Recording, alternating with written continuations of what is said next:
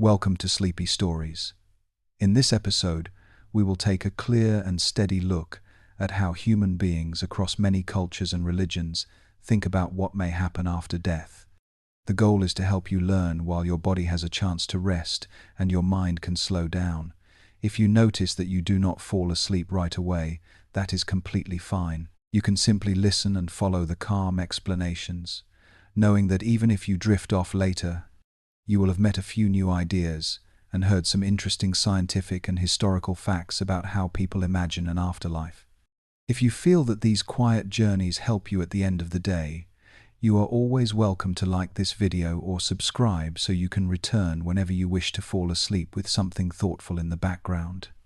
Simply listen, let your breathing slow, and allow the information to settle at its own pace. When humans first began to be aware of themselves, they also began to be aware that life ends. People saw animals go still and never rise again.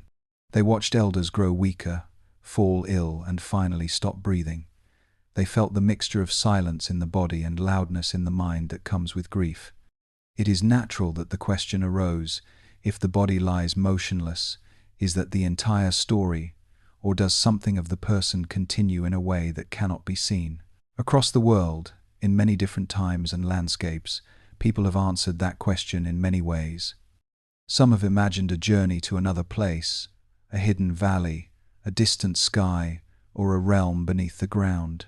Others have spoken of being born again in a new body or of returning to an original source that is more like an ocean of awareness than a person. There are stories of meeting ancestors, of resting in gardens or palaces, and there are philosophies that say the story ends with the last heartbeat. Behind all these pictures lies the same starting point, the fact of death and the need to live with it. One of the most powerful forces behind afterlife ideas is love. When someone we care about dies, the bond does not vanish at the same moment as the pulse. Memories, habits, and phrases remain. The mind reaches out for the person and finds only empty space. Many religious traditions give that reaching a direction. They say that the person is with God, or traveling through other realms, or preparing to return, or now present as an ancestor watching over the living. In this way, afterlife beliefs weave the ache of loss into a longer story that allows the living to speak to the dead, to ask for guidance, or to imagine a reunion. Fear is another force that shapes these ideas. Humans can imagine their own absence, and that can be unsettling. Some have taken comfort in the thought that there is a continuation, that death is a doorway rather than a wall. Others have felt relief in the thought that suffering and effort will one day come to an absolute end. Religions often hold both possibilities at once. They promise comfort and reward, but they also warn about consequences for cruelty, greed, or indifference. In this way, pictures of the afterlife do not only soothe, they also connect with questions of justice and responsibility. Culture and environment play a role as well.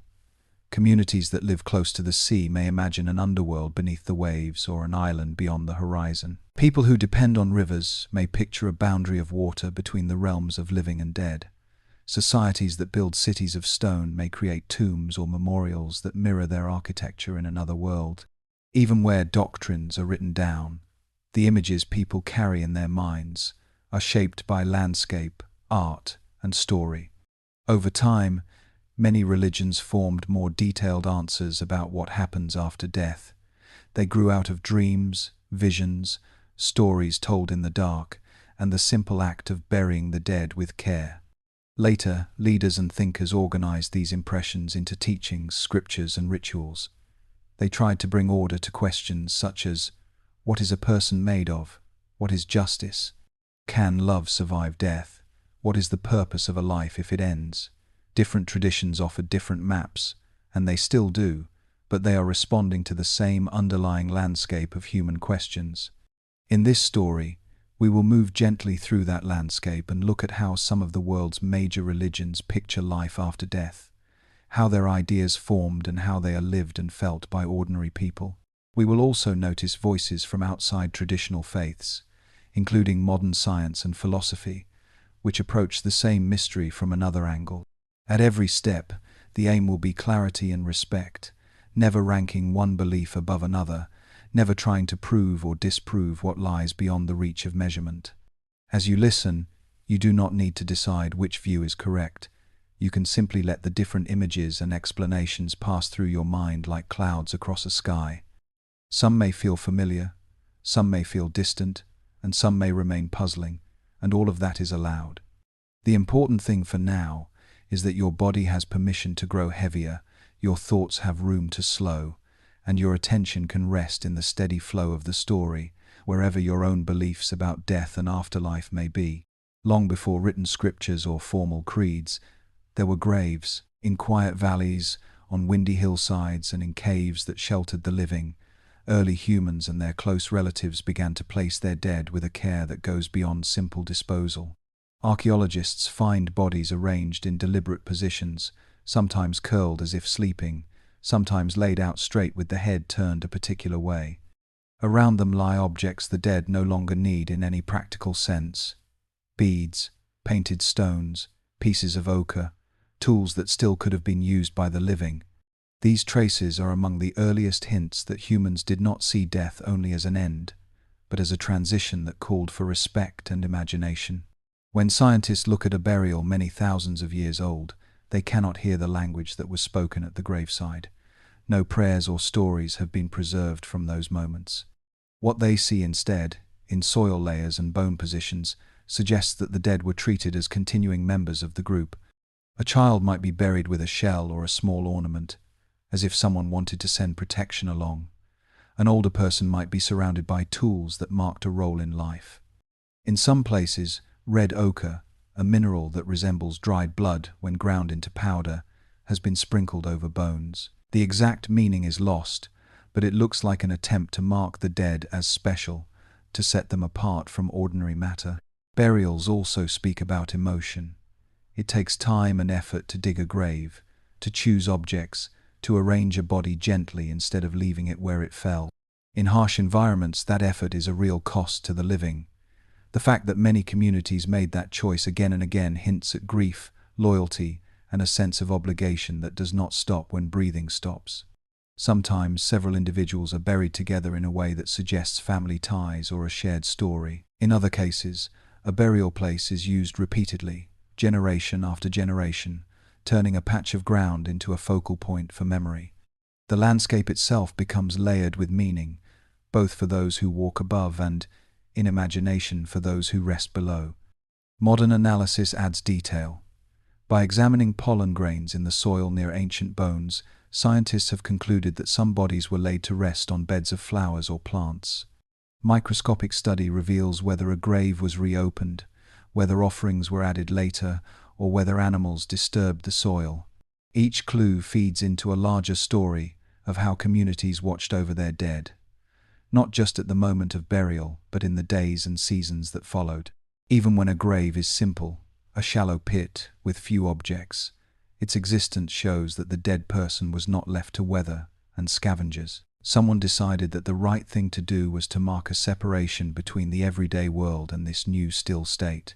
It is important to remember that these traces come from long before the religions most people recognize today. There are no written commandments, no formal doctrines about heaven, hell, or rebirth, yet the pattern is already visible. Bodies are handled with tenderness or ceremony. Objects are chosen and placed, often in ways we no longer fully understand. Locations are remembered. Through these acts, the living give shape to an intuition that death deserves more than silence, that there is a story around it, even if the details are uncertain. Later traditions will add myths and teachings to this basic framework.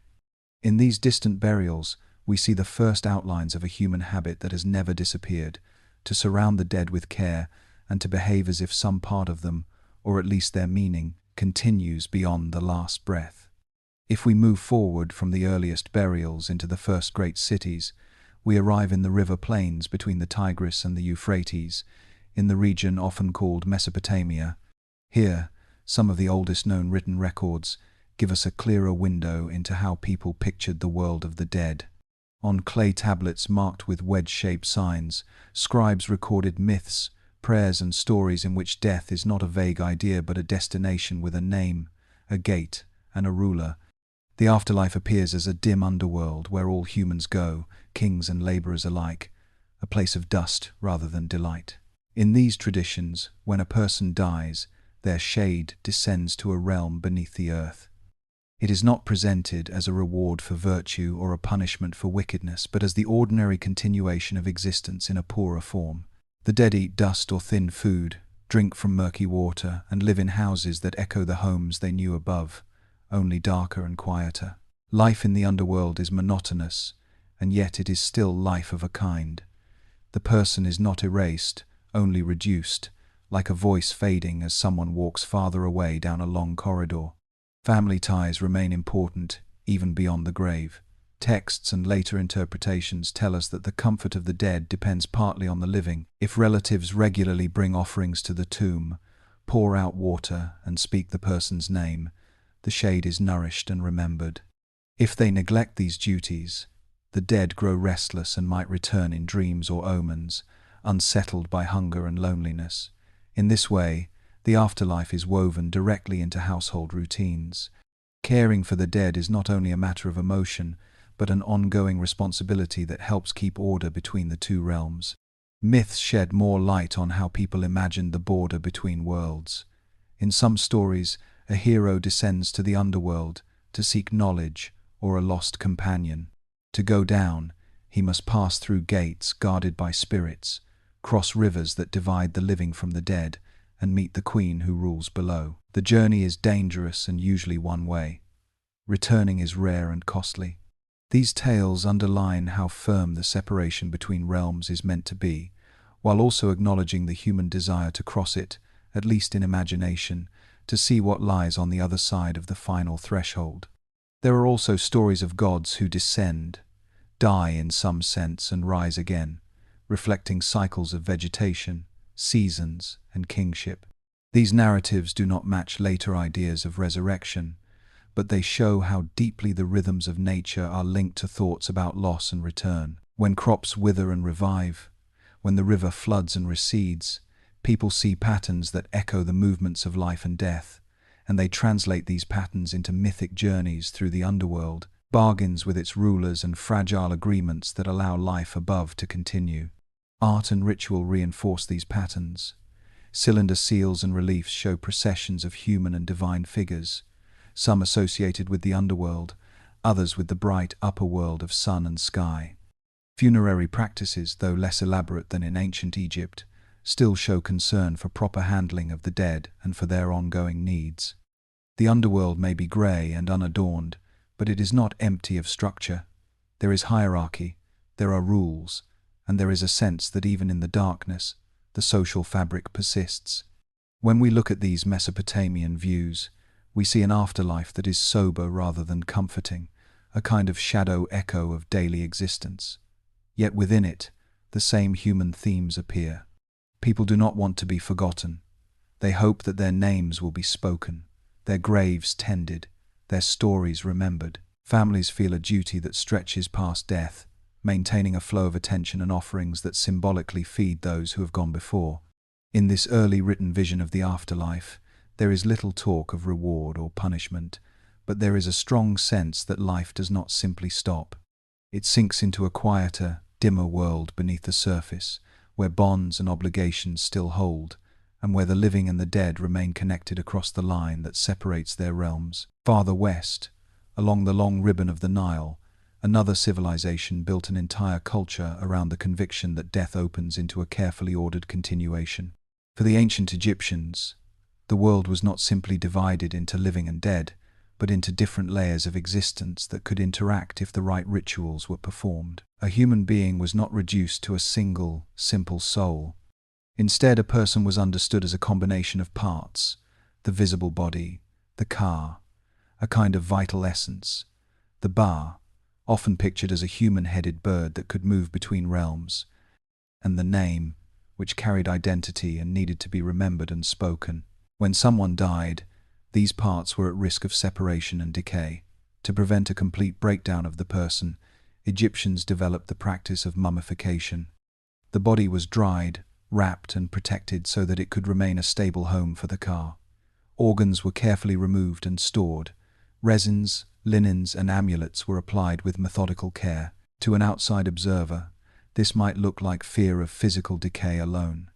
In Egyptian thought, though, preserving the body was a way to preserve the possibility of continued existence, so that the person could wake, move, and live again in a different mode. The journey beyond death was pictured as a sequence of trials and transitions.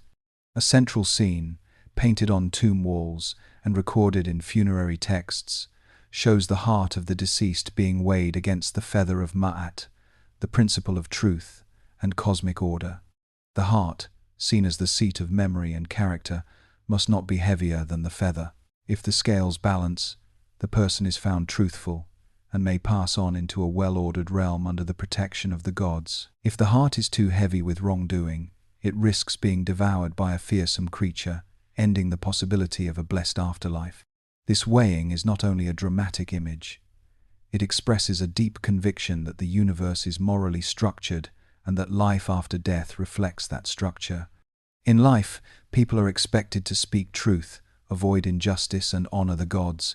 In death, these choices are reviewed. Funerary texts include long lists of statements, sometimes called negative confessions, in which the deceased affirms, one by one, the wrongs they have not committed. The afterlife is not random. It is governed by the same concern for balance and order that keeps the Nile's flood, the seasons and the stars in their courses. Tombs themselves act as bridges between worlds. From the outside, a tomb might look like a small building or, in the case of kings, a pyramid rising above the desert. Inside, rooms are arranged to receive offerings, store goods, and present painted scenes of daily life. Farming, feasting, music, games. These images are not merely decorative.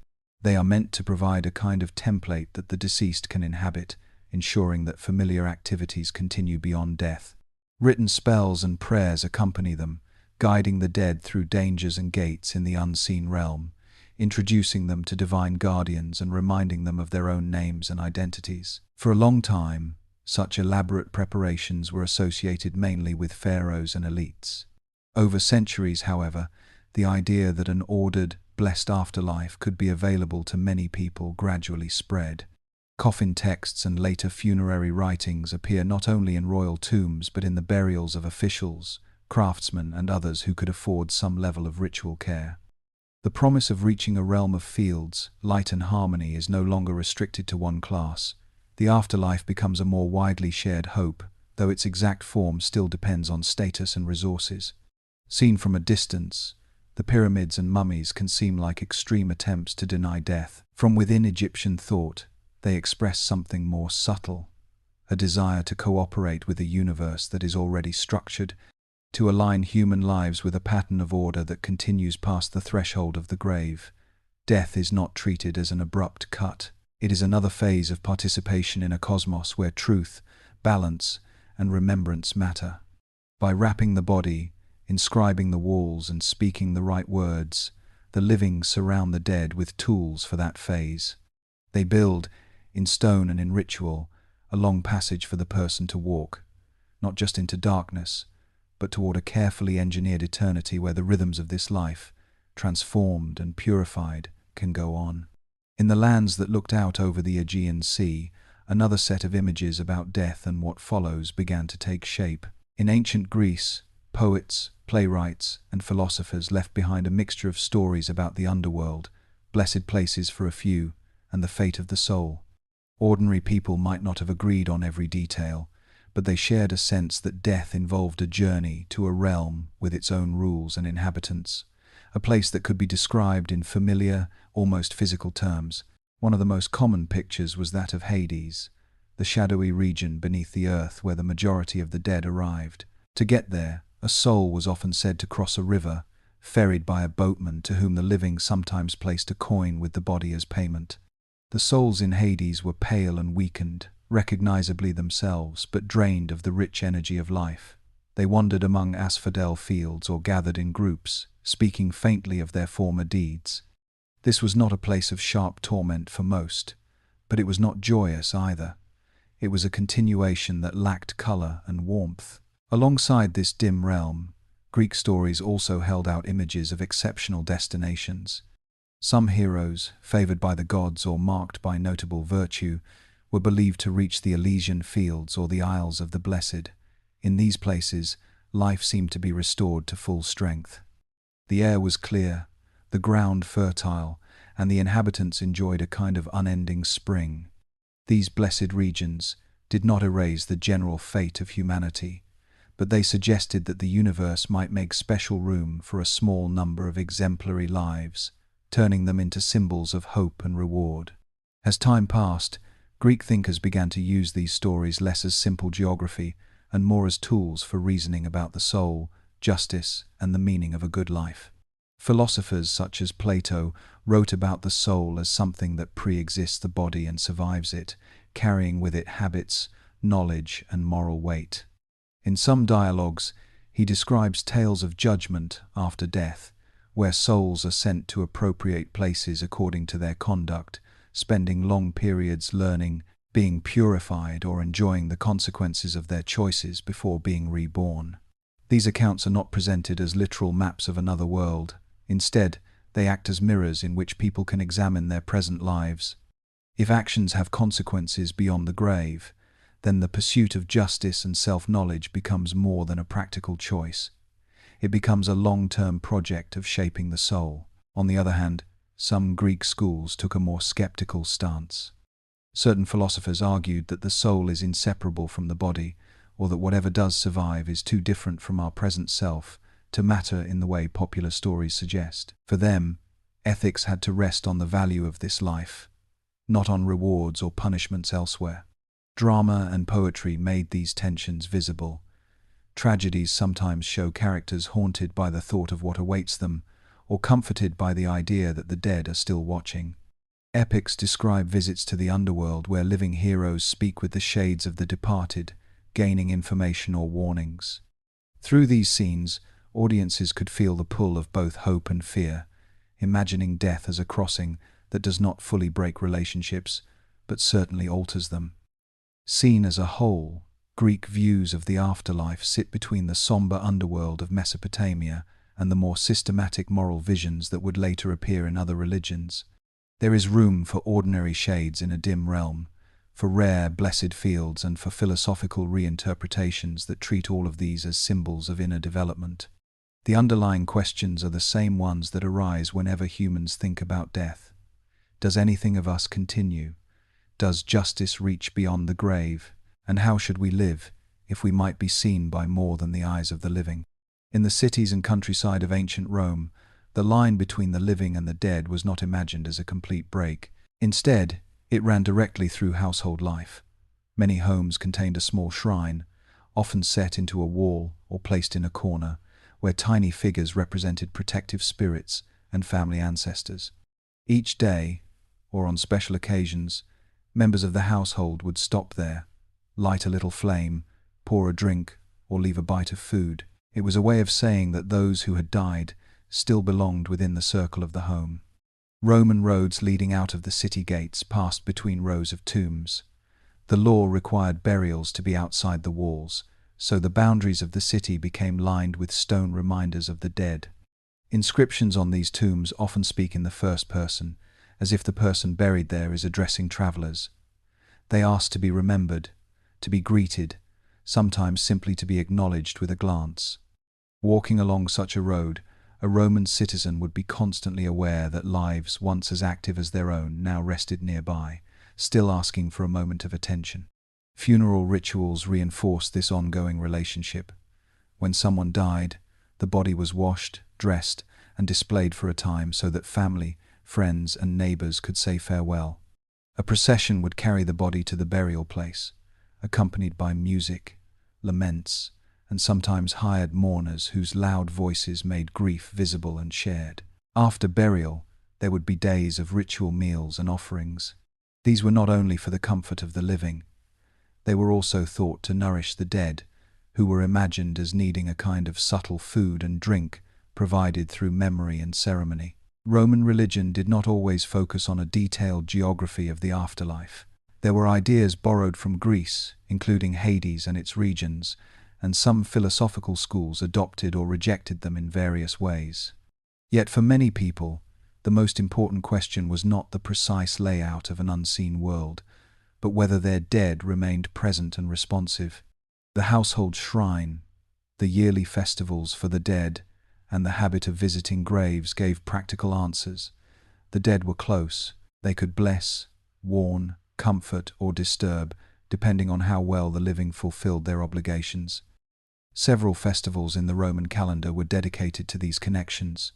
During the Parentalia, families visited tombs, brought food, lit lamps, and shared quiet moments with their deceased relatives. The boundary between generations softened. Grandparents, parents, and children were imagined as gathered together, even if some of them were now beyond direct sight. Another festival, the Lemuria, was concerned with restless or angry spirits. Householders performed simple rites at night to calm and send away any wandering dead who might cause harm. In both cases, the focus was on maintaining balance between worlds, keeping relationships clear and respectful. Poetry and stories reflect these attitudes. Writers describe fathers appearing in dreams to advise their sons, or beloved figures returning as gentle presences on significant dates. Sometimes the tone is comforting, as if death has turned a person into a quiet guardian. At other times it is uneasy, suggesting that neglect or injustice in life can echo into the realm of spirits. The dead are not distant judges in a rigid court. They are former neighbors, colleagues, and kin, still bound by affection, resentment, and the ordinary tangle of human ties. Philosophers within the Roman world offered different explanations for what exactly continued after death. Some, influenced by ideas from Greece, spoke of an immortal soul that journeys on. Others argued that personhood dissolves entirely when the body decays, leaving only memory and influence behind. Yet even among those who doubted a personal survival, respect for ancestors remained important. Tombs still lined the roads, shrines still stood in kitchens and courtyards, and the names of the dead were still spoken on specific days. Whether the dead were thought to hear or not, the acts persisted. If you imagine a Roman evening at home, you might picture someone pausing before the small household altar, straightening a tiny statue, adding a flower or a few drops of wine, whispering a short greeting to a parent or grandparent who has died. Outside, the city continues with its noise and trade, but in that moment, time stretches across generations. The living person feels accompanied, held within a chain that runs backward into the past and forward into the future. Death is present, but it does not erase belonging. As you listen to this, you can let that image soften around the edges. The idea that those who have gone remain part of a wider circle can be simply observed, without needing to accept or reject it. While these old Roman streets and shrines pass slowly through your mind, your own body can become a little heavier, your shoulders can loosen, and your breathing can fall into a calmer rhythm. Just as the Romans found ways to live with the nearness of their ancestors, you can allow the thought of death to sit at a gentle distance for now, while you rest in the simple fact that, in this moment, you are here, listening, and it is enough. In the ancient texts of the Hebrew Bible, death is often described in spare, restrained language. The dead go to Sheol, a shadowy realm beneath the earth. It is not clearly divided into places of reward and punishment, and it is not described in vivid detail.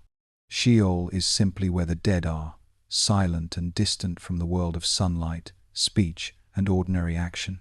The focus of most stories and prayers rests firmly on life in this world, on justice between people, on faithfulness to God, and on the hope that blessing will be experienced while a person is still alive.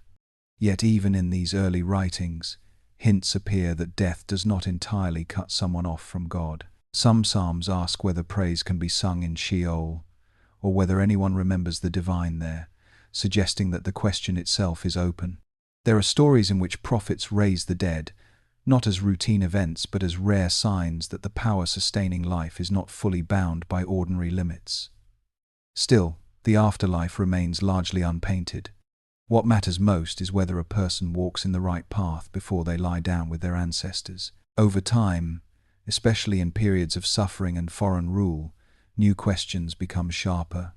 What happens to the righteous person who dies young, or to a community that remains faithful yet seems crushed by events? If justice is to be more than a word, must there not be a way for wrongs to be set right beyond the visible span of a single lifetime?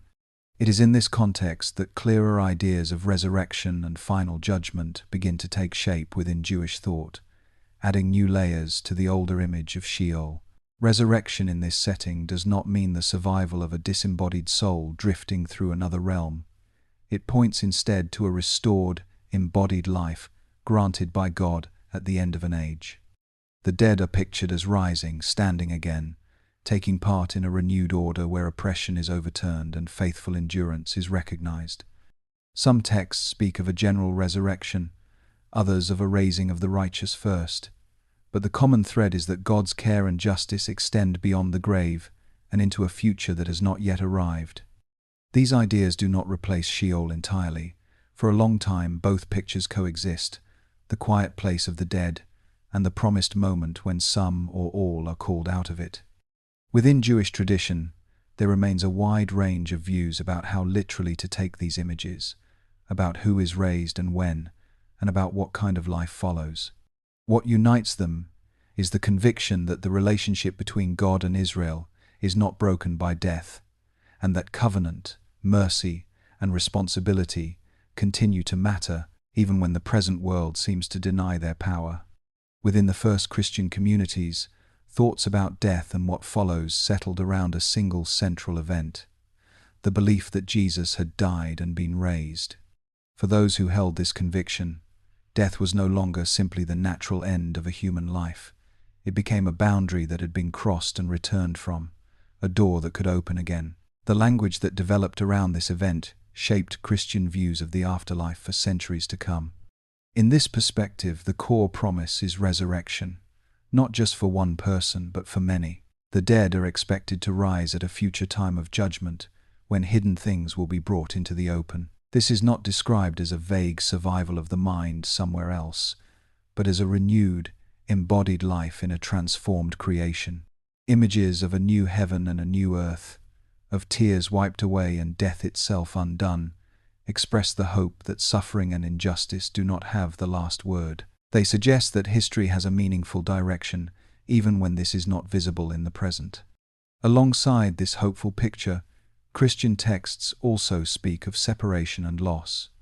The language of hell appears, sometimes with fire and darkness, sometimes with a simpler image of being outside a place of safety and celebration. These images are understood in many ways by different Christians. For some, they are very concrete. For others, they symbolize the pain of turning away from love and truth. In both cases, the underlying idea is that choices matter. Actions, motives, and loyalties are seen as threads that continue beyond death and contribute to the shape of the life to come. Between these strong images, there is also a quieter emphasis on being with Christ or with God after death. Some early texts speak of those who have died as asleep in a hopeful sense, resting until the time of resurrection, while others suggest a more immediate closeness to the divine presence. The details are not fully systematized. Different authors lean toward different accents, and later traditions will try to draw clearer lines. What stays constant is the conviction that the bond between the believer and the divine is stronger than death. For ordinary people, these teachings worked on several levels at once. They offered comfort in grief, with the thought that loved ones are held in a caring presence and that reunion is possible. They encouraged courage under pressure, especially in times of persecution, by framing faithful endurance as meaningful in a larger story. They also provided a structure for thinking about right and wrong, placing everyday decisions within a long horizon that stretches beyond the grave. From the outside, Christian talk of heaven and hell can sound very sharp and final. From within, many believers have experienced it as a framework that combines accountability and mercy, warning and consolation. Over centuries, sermons, hymns, art, and ritual have filled in the outlines drawn by early texts, sometimes softening them, sometimes making them more vivid. At the heart of all these variations lies a simple claim that death is real but not ultimate, and that the value of a human life is seen and remembered by more than history alone. In medieval Europe, Christian pictures of the afterlife became more detailed and more elaborate than before. Heaven and hell were already familiar ideas, but gradually another element appeared in between. This was purgatory, a state or process where souls destined for heaven were thought to be purified of remaining faults. The word suggests cleansing rather than rejection. It describes a place or condition for those who had not lived as cruel enemies of goodness, yet were not seen as ready for the full brightness of divine presence. Stories and sermons began to describe purgatory in vivid images. There are fires that burn without destroying, rivers to be crossed, narrow paths along cliffs and high walls that must be climbed. Souls are pictured as enduring discomfort that matches their particular habits and failures in life, not as an act of revenge, but as a way to loosen the grip of selfishness and heal damaged love. These descriptions were not official maps. They were imaginative tools to help people picture what it might mean to become more truthful and more loving after death. Visions played an important role in shaping these ideas. Monks, mystics, and ordinary believers sometimes reported dreams or waking experiences in which they traveled through the afterlife under the guidance of an angel or saint. Along the way, they met souls in different conditions, listened to their stories, and were told to carry messages back to the living. In one account, a person might see a bishop standing in a stream of cold water. In another, a soldier caught in a slow burning flame. When the visionary wakes, the story is told to others as a warning and an encouragement to change course while there is still time. Artworks on church walls and in illuminated manuscripts translated these visions into color and shape. People who could not read could still see ladders reaching up to light, winding roads through difficult landscapes, and crowds of souls being helped or hindered by angels and demons. The effect was not always fear. In many images, the emphasis falls on rescue and help. Saints extend their hands, prayers from the living reach like threads into the next world, and the overall movement is upward, toward safety. These beliefs changed how people saw their responsibilities to one another. Prayer for the dead became a normal part of life. Masses were offered, alms were given, and good deeds were done with the thought that the benefit could be shared with those who had already passed through the gate of death. The living and the dead were linked in a network of care that crossed the visible boundary. A person who died was not just gone to a fixed destination. They might be on a journey, and the community could still walk with them in some way. From a modern point of view, these medieval maps of the afterlife can seem very precise, even crowded. Yet at their core they circle around familiar questions. How can imperfect people come to share in a state of complete goodness? How can justice and mercy both be honored? Purgatory, in these stories, is an attempt to hold those questions together.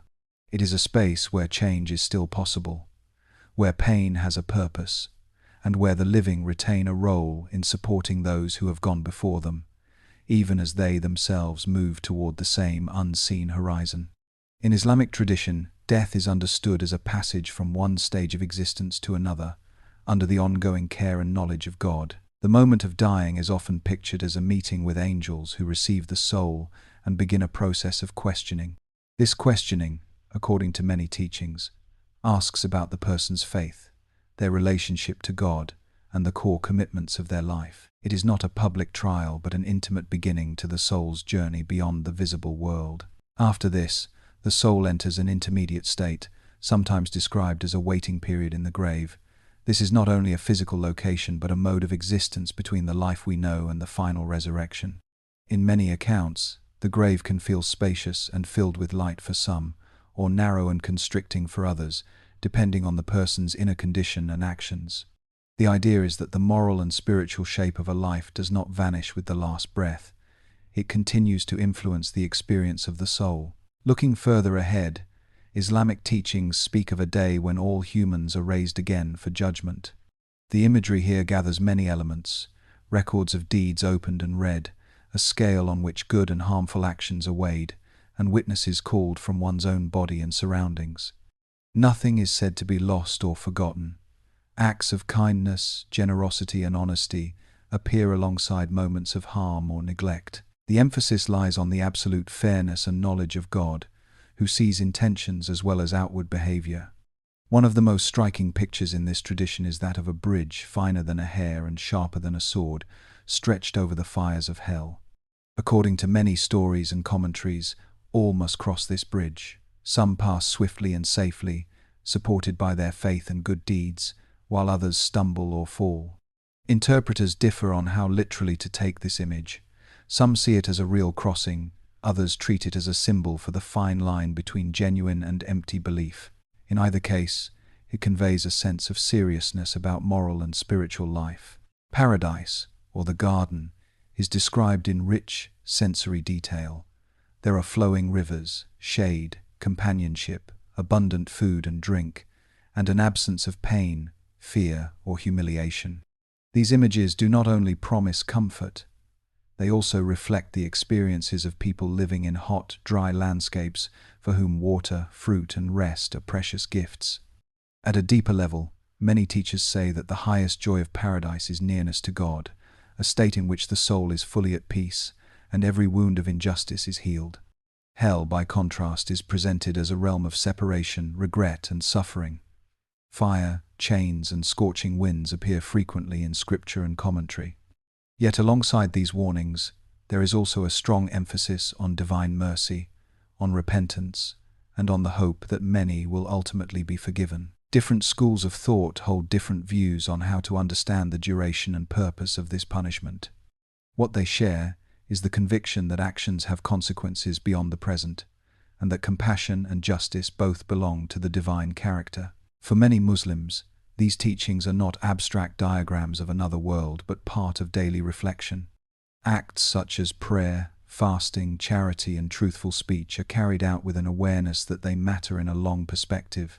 The dead are remembered with supplications, and graveyards are visited not only out of grief but also to recall the reality of mortality. In this way, belief in the grave, the bridge, and the garden shapes how people face both life and death, weaving hope, accountability, and trust in God into a single, continuous story. In the broad family of Hindu traditions, death is rarely seen as a single doorway that opens only once.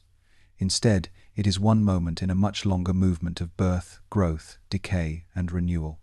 The universe itself is pictured as cycling through vast ages.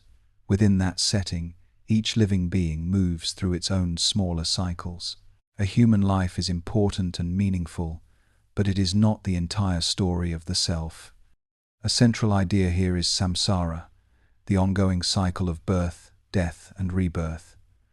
According to many Hindu teachings, the inner essence of a person, often called the Atman, does not end when the body stops.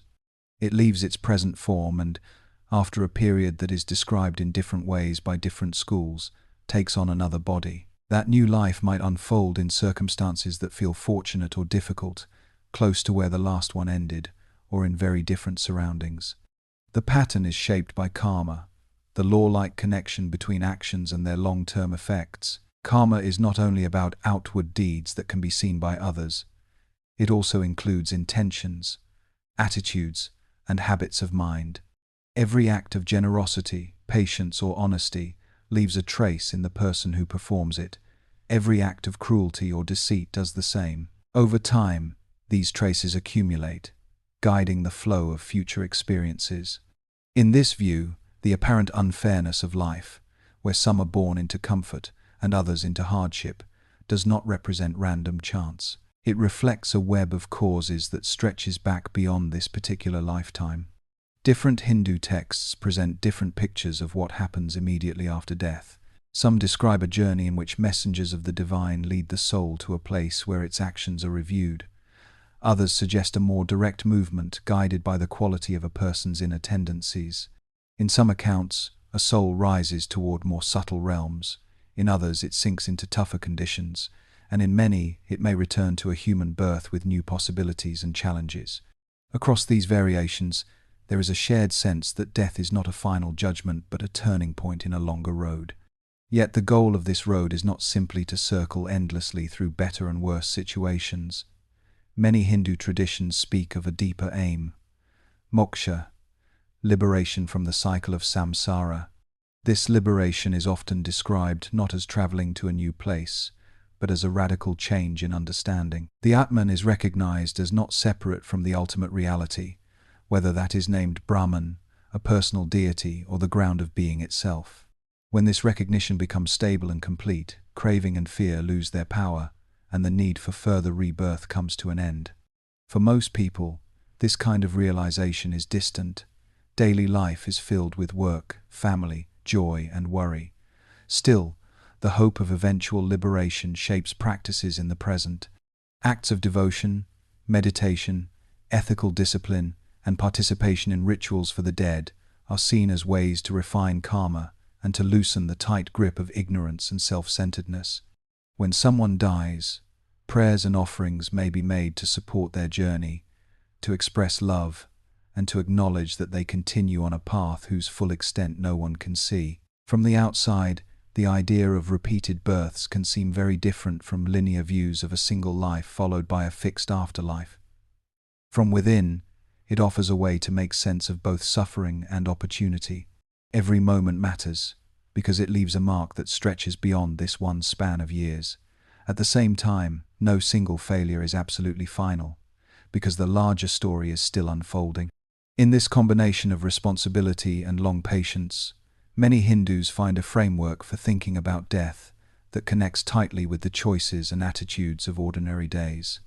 In the teachings that grew from the life of the Buddha, the question of what happens after death is approached from a different angle. Where some traditions speak about an enduring soul that moves from body to body, many forms of Buddhism begin by questioning whether there is such a fixed inner entity at all. What continues, they suggest, is not a solid self, but a flowing pattern of causes and effects. This pattern includes habits, intentions, and the results of past actions, all interacting like currents in a river. Buddhism often describes existence as a wheel of becoming. Lives arise, unfold, and pass away in many forms. A person may be born human, as an animal, in states of suffering or in realms of great ease, depending on the balance of their actions and mental tendencies. These realms are traditionally pictured as 6 broad types, ranging from hell-like conditions to more refined, heavenly states. None of them is permanent. Even the most pleasant realm is still within the cycle of change, and every state eventually gives way to another. Karma is central here as well, but it is understood in a very specific way. It is not a mysterious force that decides events from outside. It is the natural consequence of intention. Actions rooted in greed, hatred, or confusion tend to bring suffering for oneself and others, sooner or later. Actions rooted in generosity, kindness, and clarity tend to bring more ease and spaciousness. In this view, the shape of future experience, including what follows death, is being formed continually by how one responds to each moment. When Buddhists speak of rebirth, they often avoid talking about a soul that travels from one life to the next. Instead, they use analogies. One candle flame lights another. The second flame is not the first, yet it would not exist in the same way without it. A line of dominoes falls. The movement passes along, even though each piece is separate. In the same way, the stream of conditions that makes up a person does not vanish at death. It continues, guided by karma, into new patterns of experience. Alongside these images runs the central goal of the Buddhist path, which is freedom from suffering. This freedom is called nirvana, a word that suggests a cooling or a going out of a flame. It does not mean annihilation of a true self, because Buddhism teaches that such a self was never solid to begin with. Rather, it points to the end of craving and clinging, the loosening of the tight grip that makes every loss feel unbearable. When this grip relaxes completely, the cycle of compulsive rebirth is said to come to an end. For most practitioners, this ideal is approached gradually. They follow ethical precepts, practice meditation, and cultivate insight into impermanence and interdependence. Death is seen not as a separate topic, but as one expression of change. Reflecting calmly on mortality is encouraged, not to create fear, but to deepen appreciation of the present and to reduce attachment to passing forms. Monks, nuns, and lay people may contemplate the body as it ages and imagine its eventual stillness, training the mind to meet that fact without panic. As you hear these ideas, you do not need to adopt any particular belief about rebirth or nirvana. You can simply notice the emphasis on patterns rather than fixed identities, on cause and effect rather than sudden, unrelated events. If you wish, you can let the thought sink in that your own breathing is a pattern too, rising and falling without effort. Muscles tighten and then soften again. Thoughts appear, linger briefly and fade. While these gentle descriptions of change and release continue in the background, your body can lean a little more into rest, and your mind can allow itself to become quieter without having to reach any final conclusion about what lies beyond the last breath. In Jain traditions, every living being is understood to possess a soul, called jiva, that is beginningless and capable of perfect knowledge and bliss. The difficulty is that, over countless lives, this soul becomes weighed down by karma, understood not only as moral consequence but almost as a subtle material substance. Actions driven by greed, anger, pride, or deceit attract this karmic matter, which clings to the soul and keeps it bound within the cycle of birth and death. When a body dies, the soul does not end. It rises or falls according to the kind and weight of karma it carries, and is reborn into a new form that reflects its inner burden. Because of this, everyday choices are seen as physically affecting the soul's journey. Non-violence is central. To avoid harming other beings as far as possible is to avoid loading the soul with further karmic dust. For some, this means careful attention to diet, speech, and even how one walks, in order to minimize harm to insects and plants. Truthfulness, restraint, and simplicity also play important roles. The aim is not only to secure a more favorable rebirth, but ultimately to free the soul from all karmic attachment. When that complete shedding occurs, the soul is said to rise to the top of the universe, dwelling there in an unchanging state of purity and awareness, no longer subject to rebirth or decay. Sikh teachings, which arose in a different time and context, speak about death and what follows in another tone. Here, the emphasis falls strongly on relationship with the divine, often referred to as Waheguru, the wondrous Lord. Human life is seen as a rare and precious opportunity to remember this presence, to live truthfully, and to serve others. The soul is described as having wandered through many births, and the human form is the chance to turn back toward its true source. Death is not treated as a doorway to detailed realms, but as a return from a temporary separation. In Sikh scripture, the focus is less on mapping stages after death, and more on the state of the heart now. A person who lives in remembrance of the divine name, acts honestly, shares with others, and stays humble, is said to be already close to liberation. When such a person dies, their passing is pictured as a homecoming, a merging with the beloved rather than a lonely journey. Those who remain remember them through song, prayer, and community, trusting that the same guiding presence holds every life and every death within a wider, compassionate reality. Across Chinese history, thoughts about death have often been framed in terms of order, relationship, and balance. Instead of a simple split between heaven and hell, many traditions describe a layered cosmos with offices, records, and judges. Death does not remove someone from this system, it moves them into another part of it, where a life is reviewed rather than forgotten. Family continuity sits at the center of this outlook. Ancestors are not distant symbols, they are parents, grandparents, and earlier generations who once shared the same courtyards and fields, and are thought to remain interested in the well-being of their descendants. In many homes, an altar or a simple shelf holds tablets with their names. Offerings of incense, food, and drink quietly state that the family still includes both the living and the dead. Shared rituals reinforce this sense of connection. During festivals such as Qingming, families visit graves, sweep the stones, and present fresh offerings. Paper models of money or useful objects are burned with the idea that they reach those who have passed on. Children watch elders bow, speak softly and pour tea or wine, and learn that the dead are owed respect and that remembering is a shared task. Alongside these practices stands a picture of the underworld, often called Diyu. Judges sit at desks, clerks keep ledgers, guards watch gates, and a ruler oversees the arrangement. When a person dies, their spirit is brought before these officials. Records of their deeds are consulted, and the balance between kindness and harm is weighed. The aim is not random torment but the restoration of order, adjusting what has gone out of balance through harmful behavior. Some stories describe several hell-like realms, each linked to particular faults. Scenes of cold winds, Heavy loads or flames mirror the patterns of a life and act as temporary corrections rather than endless punishment. After a time of adjustment, the spirit may drink from a river of forgetfulness and enter another birth with new chances to act differently. In this way, the underworld courts form part of a long process of moral learning rather than a fixed sentence. Above these darker regions lies a gentler picture of heaven, inhabited by deities, immortals, and honored spirits. Some people, especially those remembered for virtue or service, are believed to take on such roles after death. Stories tell of former officials or local heroes who become guardians of a bridge, a village, or a craft. Shrines may be dedicated to them, and their names called on in need, blurring the line between ancestor and protective deity. Confucian thought stresses filial piety, social harmony, and proper conduct, and these values shape views of life after death. To honor parents, care for children, and act sincerely in public roles builds a legacy that shapes how one is remembered and, in a broader way, how one continues.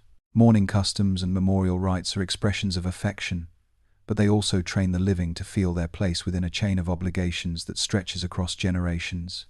Other currents of thought, including Taoist and Buddhist ideas, blend with these patterns, speaking of spiritual refinement, karma, and rebirth. For most families, such details stay in the background. What they feel more directly is that actions matter, that life is observed, and that the dead are not simply gone. If you picture a quiet room in the evening, with a small table, a bowl of fruit, and a thin thread of incense smoke, you can imagine someone pausing to straighten a tablet or a photograph, perhaps whispering a few words to the person it represents. In that small act, past and present draw closer. The dead shape the living through stories and example, and the living care for the dead through remembrance. Death, in this view, is not an erasure, but a change of position within a larger web of relationship. Across the islands of Japan, ideas about death and what follows have grown from more than one root. Shinto, the indigenous tradition, centers on kami, a word that points to spirits in mountains, rivers, trees, storms, and in human ancestors. Buddhism, arriving later from the Asian mainland, brought teachings about karma, rebirth, and realms of existence. Over centuries, these two streams intertwined, so that many people could take part in both without feeling a contradiction. In the Shinto view, the boundary between human life and the realm of spirits is thin. Certain places are understood as especially alive with presence: a waterfall, an old tree wrapped with a sacred rope, a rocky outcrop overlooking the sea. Shrines mark such locations, with wooden buildings and gates that guide visitors into a more attentive state. People come to express gratitude, ask for protection, or mark important transitions. Ancestors, too, can be regarded as kami, watching over the family from a subtle distance rather than dwelling in a separate afterlife world. Death in this setting is not explained through strict maps of heavens and hells. It is seen instead as a change in purity and proximity. The dead are respected but also associated with a kind of spiritual heaviness that must be handled with care. Rituals of purification, such as washing hands, using water and salt, or avoiding some activities during mourning, help restore balance between the worlds of the living and the newly dead. Over time, the sharpness of this boundary softens, and the deceased may be revered as benevolent ancestral presences. Buddhism added another set of images and concepts. Monks spoke about the cycle of birth and rebirth, the workings of karma, and the existence of realms of suffering and ease. They described the possibility of awakening, of seeing through illusions that keep beings trapped in these cycles, and told stories of Buddhas and Bodhisattvas guiding the dying toward more favorable rebirths. Temples were built alongside shrines, and funerals increasingly came to be conducted in a Buddhist style, with chants, incense, and teachings about impermanence and compassion. In many communities, these two approaches blended into a single pattern of practice. A person might visit a Shinto shrine to pray for success, safety, or the health of a child, treating the kami there as close and responsive. The same person might turn to a Buddhist temple for memorial services and anniversaries of a relative's death, trusting the rituals to support the deceased as they move through unseen stages. Family altars at home can hold both Shinto symbols and Buddhist tablets, expressing this layered identity. Festivals such as Obon show this blending clearly. During Obon, it is believed that the spirits of ancestors return for a short time to visit the household. Families hang lanterns, clean graves, and offer food and favorite items of the departed. Dances are performed in town squares, sometimes with lively music, as if the living and the dead were sharing an evening.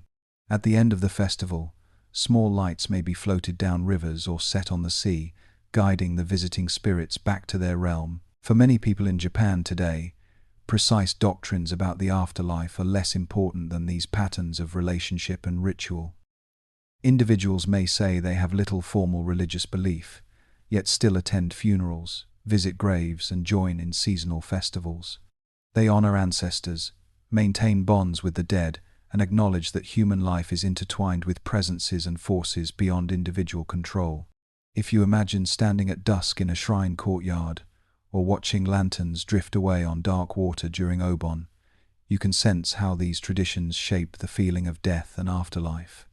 The dead are not thought of as gone beyond reach, nor as constantly present in a heavy way. They come and go with the turning of the seasons, woven into family stories and shared rituals that help the living carry both grief and gratitude. Across many indigenous cultures on different continents, thoughts about death are closely tied to land, kinship, and the more than human world. The details differ widely, but a recurring theme appears. The dead are not imagined as vanishing into a remote, abstract realm. Instead, they move into a hidden layer of the same world, remaining close to the places they loved and the communities that remember them. Death becomes a change in how someone participates in a web of relationships, rather than a sharp break between here and elsewhere. In many stories, there is a journey to the land of the ancestors. This land may lie beyond the sea, under the ground, or in the sky, yet the path to it passes recognizable rivers, mountains, and coasts. Guides appear in the form of animal helpers, elders who died long ago, or spiritual beings who know the routes between camps of the living and camps of the dead. The journey is a continuation of learning how to move respectfully through a landscape that is understood as alive. Animal life often plays a central role. In some indigenous worldviews, humans stand among animals as younger relatives, not above them as rulers. Bears, wolves, salmon, eagles, or insects may be seen as elder kin who hold knowledge about survival in that region. After death, a person may be said to join these other than human relatives more directly, sharing their perspective or dwelling in their company. Even where such ideas are not spelled out, the sense remains that the dead are folded into a wider community that includes animals and spirits as well as humans. Rituals around death reflect this continuity. Bodies may be prepared in precise ways, wrapped, painted, or placed to face a particular direction. Songs are sung, drums are played, smoke rises from fires, and stories about the person's life are told aloud so that everyone present, seen and unseen, can hear.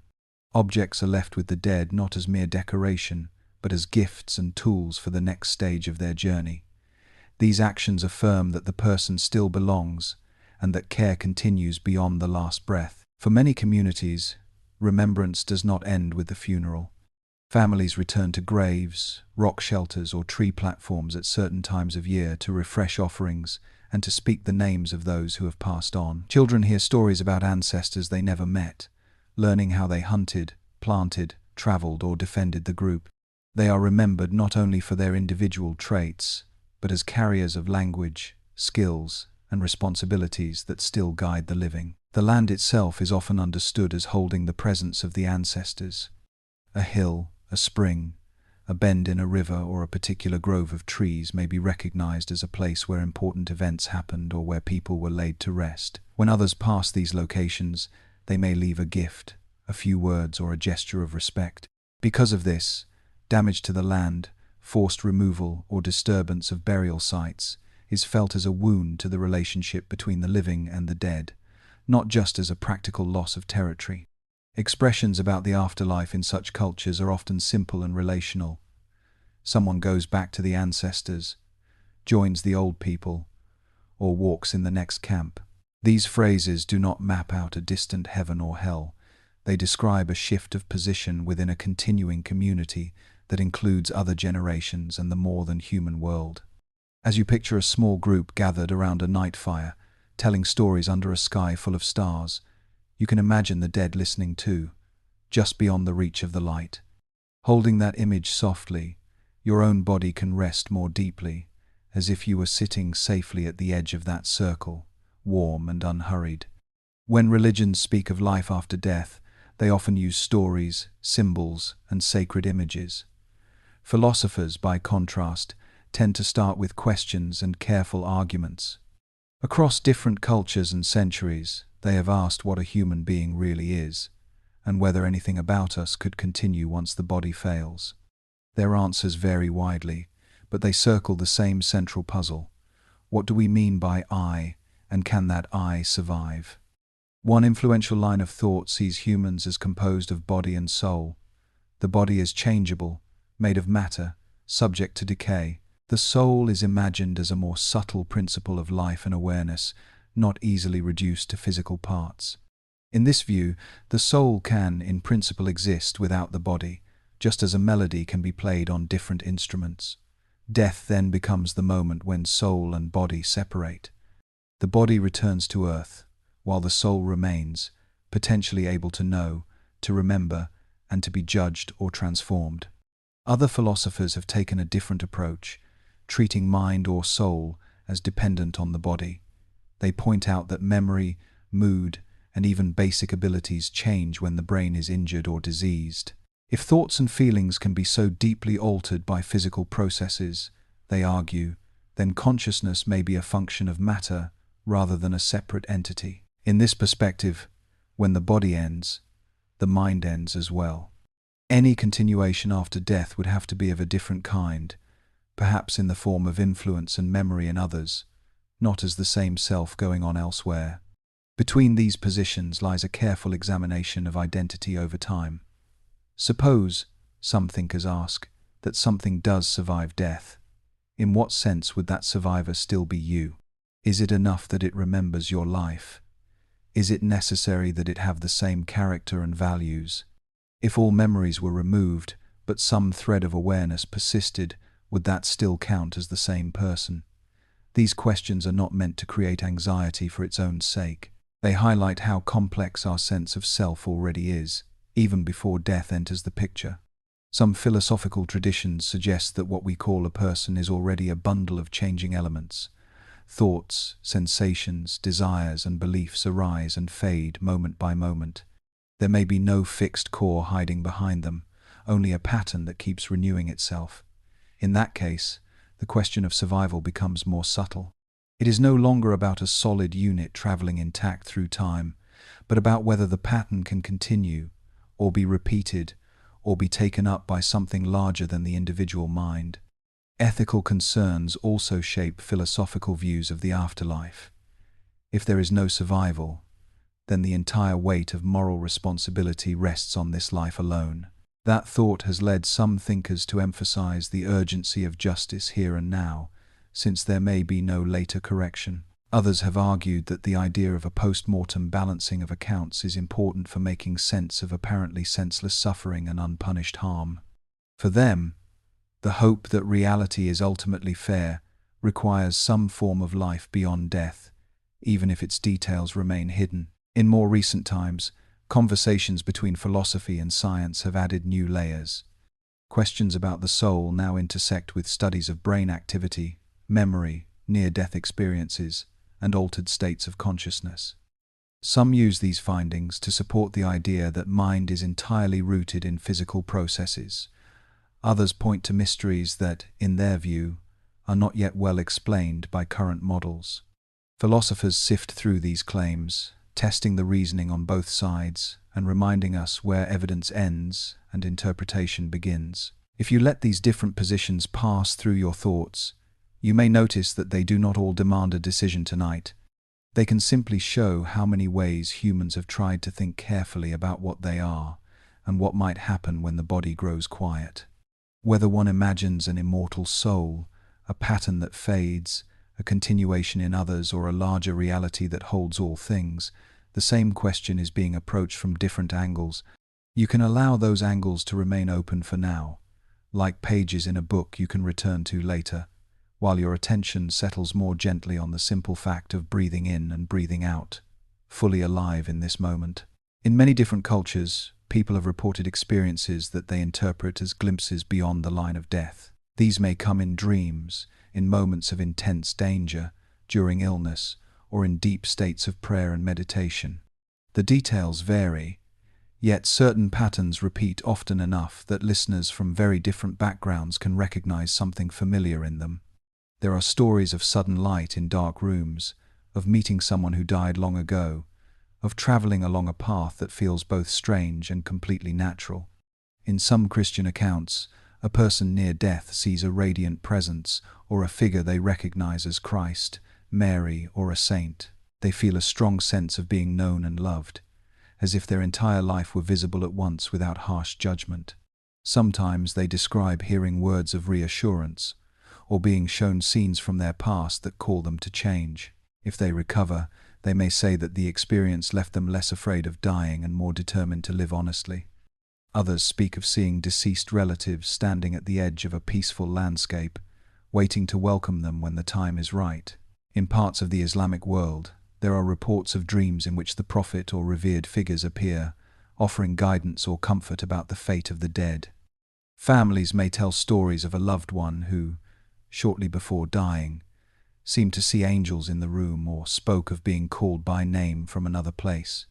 Such accounts are not treated as new revelations but as personal signs that the soul is being met and assisted in its passage. They reinforce the sense that death is not a lonely crossing, but one observed by compassionate beings. Hindu and Buddhist traditions contain their own forms of visionary experience. Devotees may dream of a deity inviting them across a river, or of a teacher who has died appearing to offer instruction and reassurance. Practitioners of meditation sometimes report moments in which the boundary between self and world feels thin, and fear of death temporarily loosens its hold. In Tibetan Buddhism, detailed texts describe visions that may arise in the period after death, with peaceful and wrathful forms appearing as reflections of the mind's own tendencies. These descriptions are meant to guide both the dying and those who pray for them, helping them recognize these visions as opportunities rather than traps.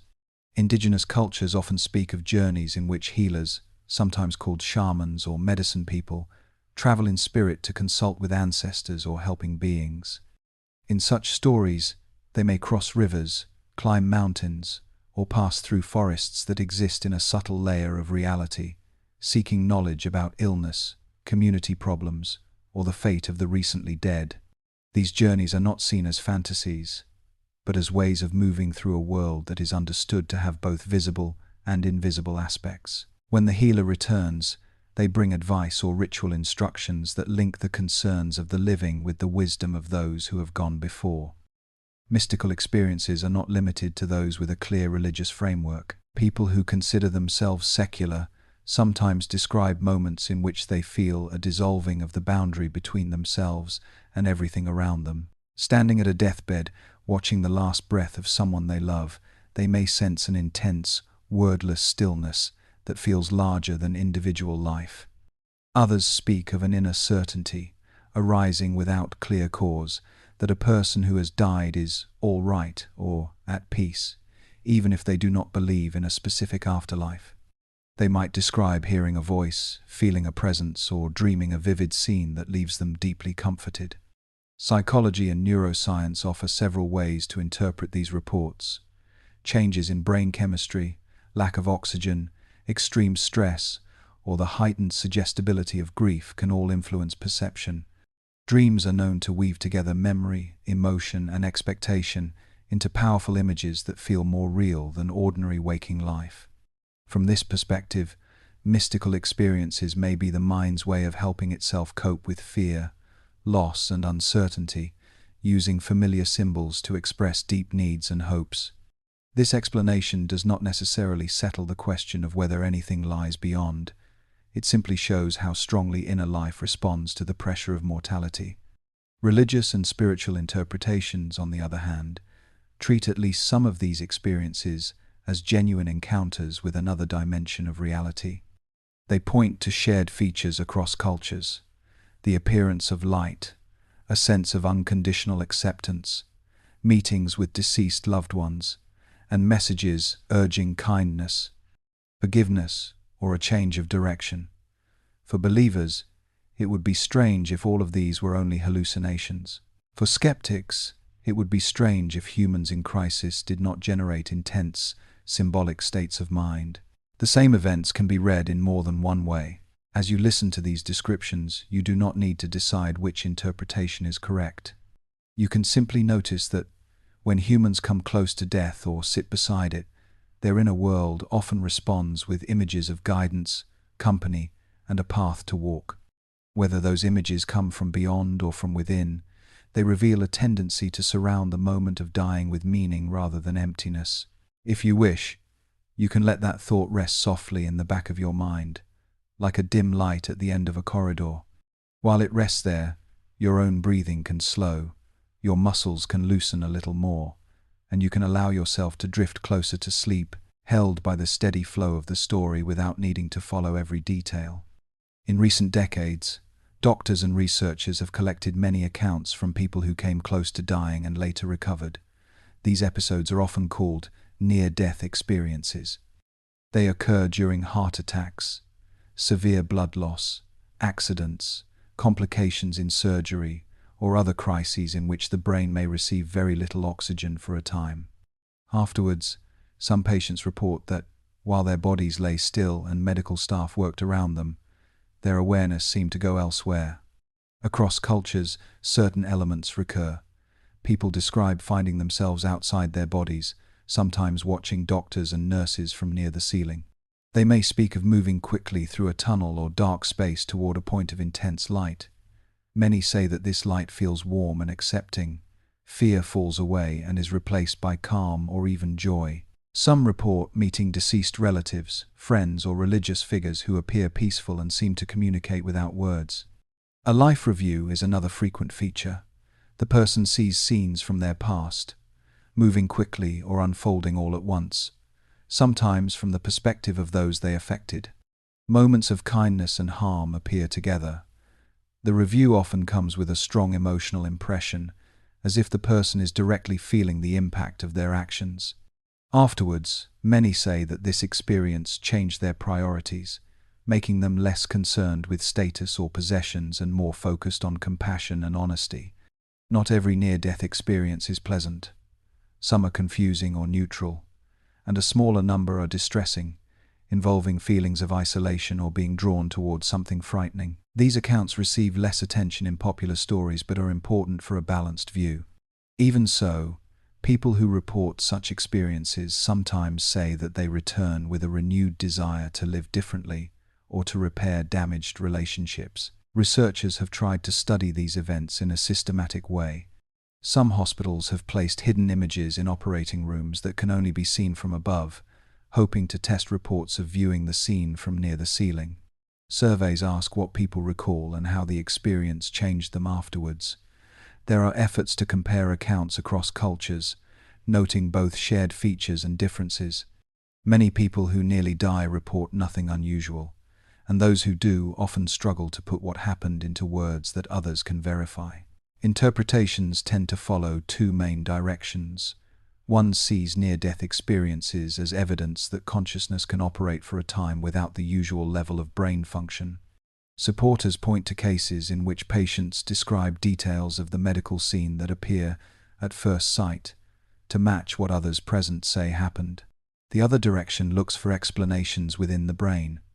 Lack of oxygen, changes in blood chemistry, the effects of certain drugs, and the brain's response to extreme stress can all alter perception. Experiments with stimulation of brain regions and with some psychoactive substances have induced sensations that resemble parts of near-death experiences, such as moving through tunnels of light or feeling detached from the body. From this perspective, the content may be shaped by a person's culture and expectations, while the mechanism remains biological. There is no agreement that settles the debate. What can be said is that near-death experiences are real in the sense that people sincerely have them and are often changed by them. Whether they show that mind can exist apart from the brain, or reveal the creativity of the brain at the edge of death, remains an open question. Listening to these stories, you may notice familiar themes of light, review, and relationship, and a suggestion that life has a deeper dimension than daily routines show. You do not need to decide what they mean.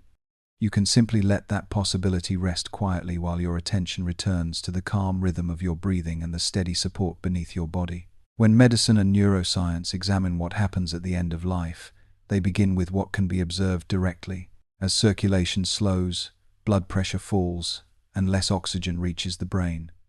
Nerve cells, which depend on a steady flow of oxygen and sugar, start to fail.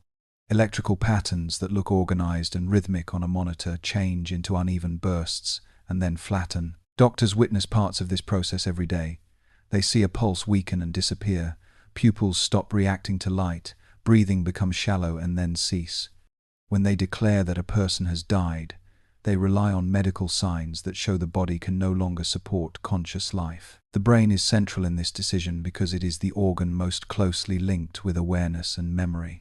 Researchers have tried to look more closely at the last moments of brain function. In some animal studies and rare human recordings, there appears to be a brief surge of highly synchronized activity just after blood flow to the brain stops.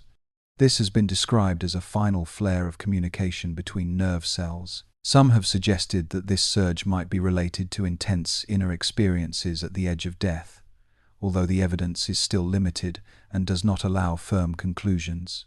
Other scientific models focus on chemicals and networks. When a person is in extreme danger, stress hormones rise and signaling systems are activated. If oxygen is scarce, cells release substances that disturb communication between neurons. Visual areas may misfire, producing simple shapes, flashes, or tunnels of light.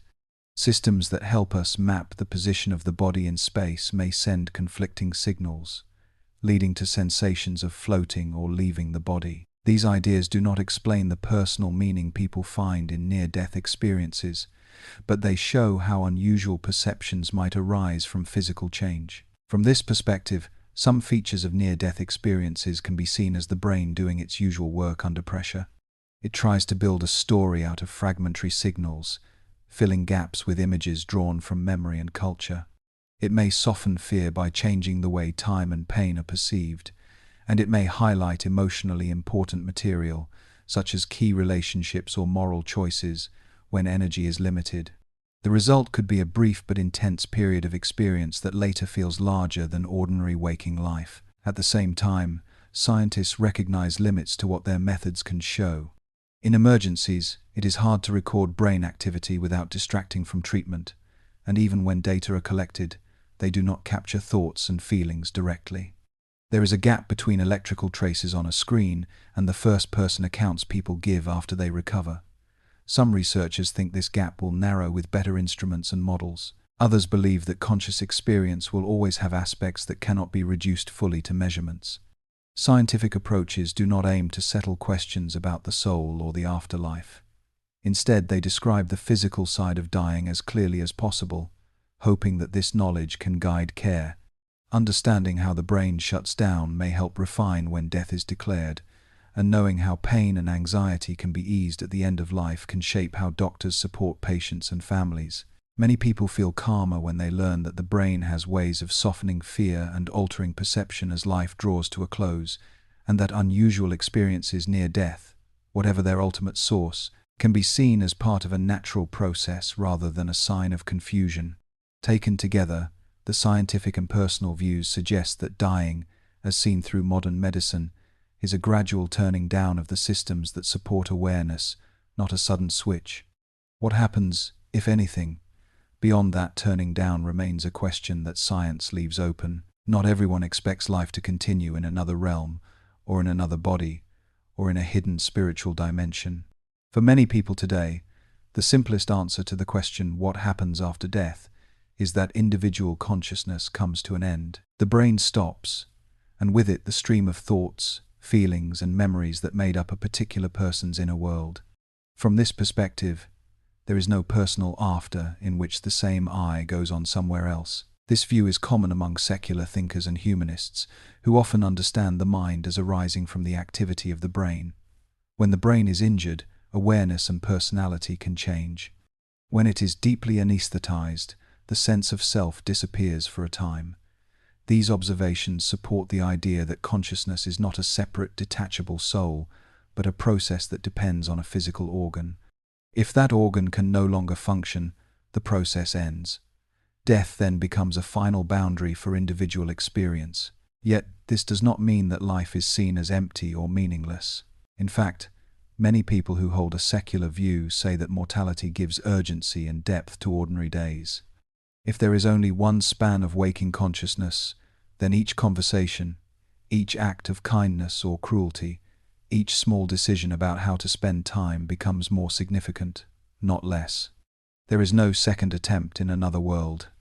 The only chance to be honest, to love, to learn and to repair harm lies in the years between birth and death. Meaning, in this outlook, is something that humans create together rather than receive from outside. A person may find it in raising children, building friendships, contributing to knowledge, making art, caring for strangers, or protecting the environment. These activities do not require belief in a continued personal existence after death. They draw their weight from the fact that they shape the quality of life now and leave traces in the lives of others. Joy, courage, and responsibility arise from the knowledge that time is limited. The idea of legacy becomes important. Even if there is no surviving soul, something of a person can still continue in other ways. Genes pass on through children and grandchildren. Habits, stories, and skills are taken up by students, colleagues, and friends. A song, a book, a building, a scientific result, or a simple phrase can outlive its creator by decades or centuries. In this sense, individuals ripple outward through the world, influencing people they never meet. For many secular humanists, this kind of continuation is enough. It does not preserve consciousness, but it preserves impact. Rituals around death still matter within this framework. Funerals, memorials, and gatherings give the living a structure for their grief and a language for their memories.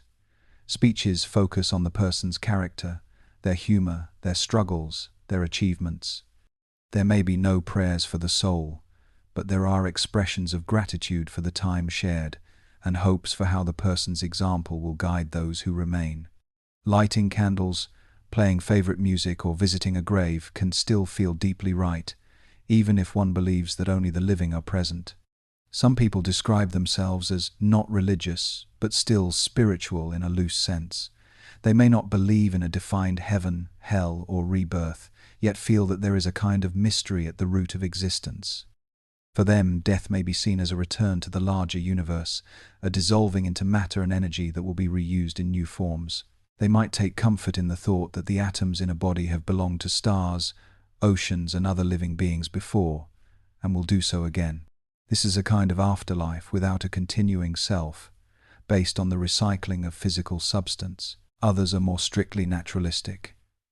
They do not speak of the universe as caring or purposeful, but they still care deeply about reducing suffering and increasing fairness.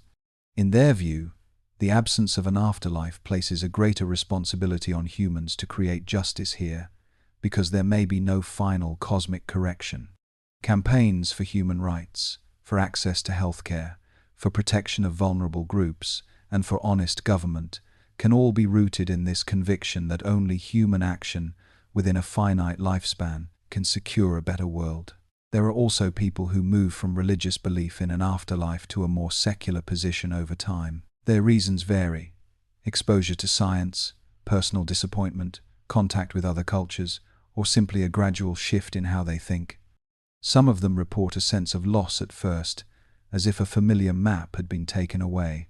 With time, many find a new stability in the idea that this life is enough, and that its finiteness can be a source of clarity rather than despair. Others continue to feel torn between old and new images, living with that tension as part of their inner landscape. From a distance, the secular and humanist view of death may look stark. There is no promise that wrongs will be righted in another realm, no guarantee of reunion, no ultimate explanation that resolves every question. But within this view, there can be a quiet dignity. A human being is seen as a temporary gathering of matter and awareness, fragile and irreplaceable. To value such a life, knowing that it will end, is to take its reality seriously. To act kindly, knowing that there may be no external reward, is to make ethics a genuine choice rather than a transaction.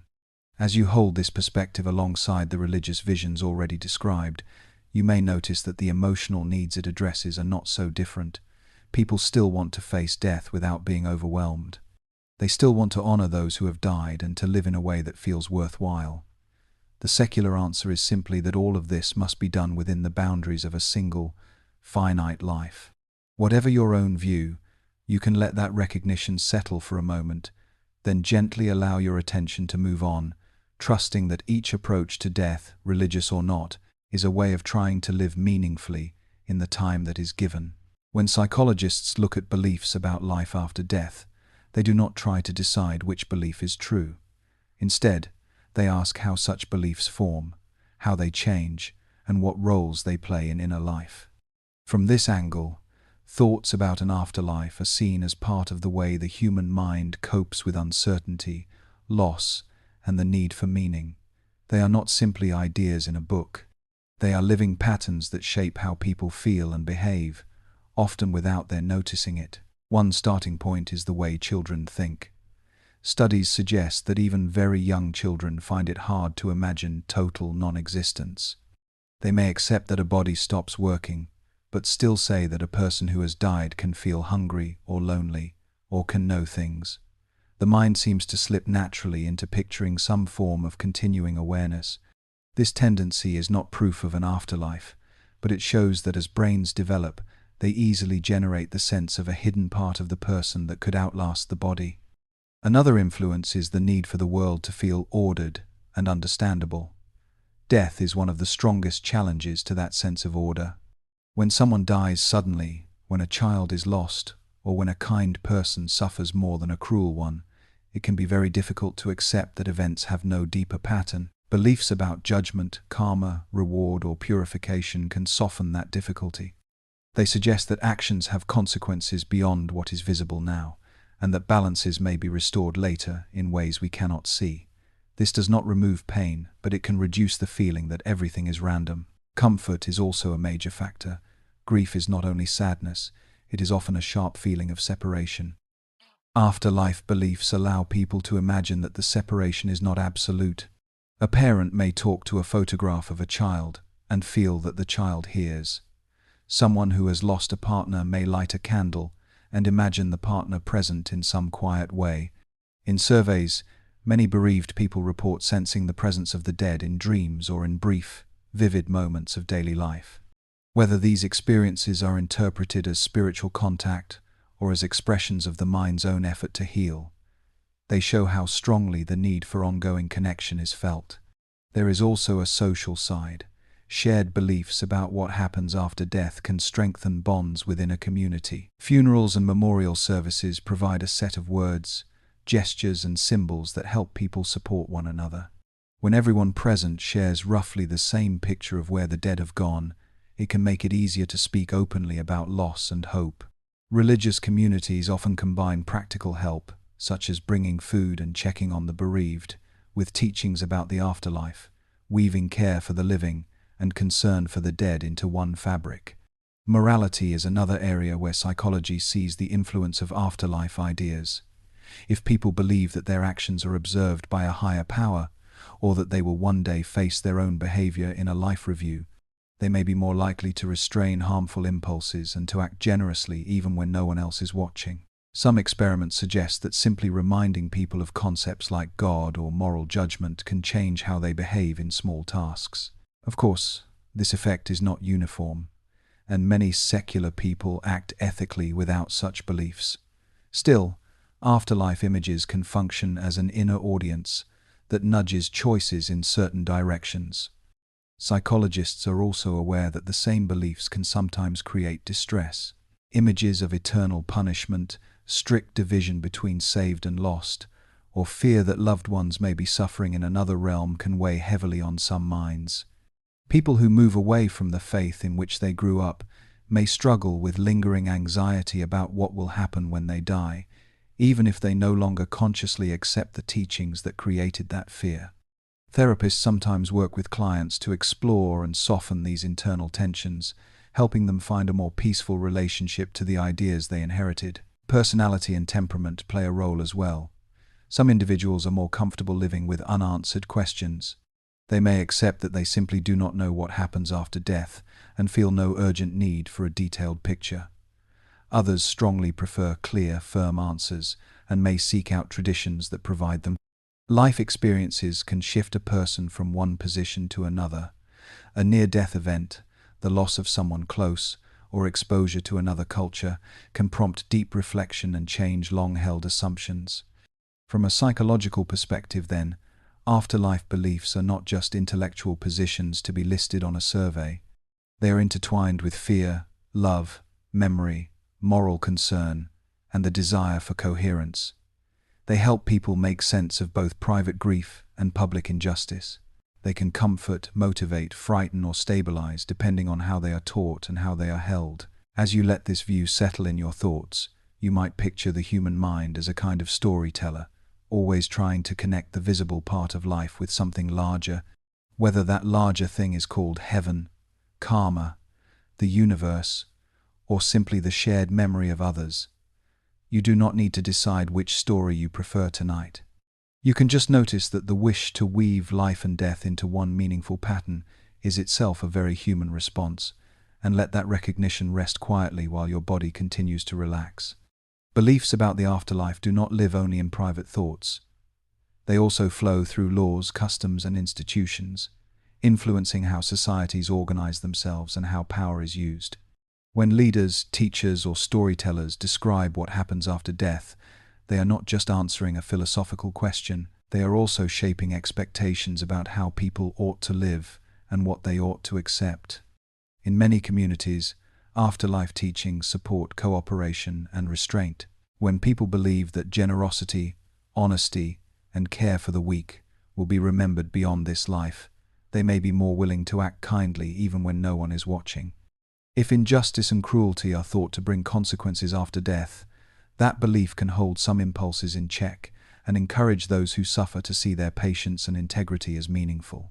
In this way, visions of reward and judgment can function as an invisible extension of social norms. Religious stories about heaven, paradise, or a blessed rebirth also provide encouragement to endure hardship. Workers who receive low pay, parents raising children in difficult conditions, or communities facing oppression may draw strength from the idea that their struggles are not wasted. They can imagine a future state in which present pain is balanced by peace, dignity, and joy. That hope can make bitter realities more bearable, at least for a time. At the same time, these same beliefs can be used to protect unjust structures. When those in authority insist that obedience will be rewarded after death, but offer little improvement in this life, the promise of a better world can become a tool to maintain the current one. People may be urged to accept poverty, discrimination, or harsh treatment with the argument that resisting would endanger their place in heaven or their progress toward liberation. The line between genuine comfort and manipulation can be thin. History shows many examples of rulers linking their power to religious ideas about death and beyond. A king might claim divine approval and suggest that resisting him is not only a political act but a spiritual danger. Victories in war may be framed as proof of favor from the heavens, while defeats are blamed on moral failure among the people. In such settings, teachings about the afterlife help stabilize authority by presenting it as part of a cosmic plan rather than a human arrangement open to revision. Sacrifice is another area where afterlife beliefs and power meet. Soldiers who go into battle may be told that dying in defense of their community or faith will secure them a special place after death.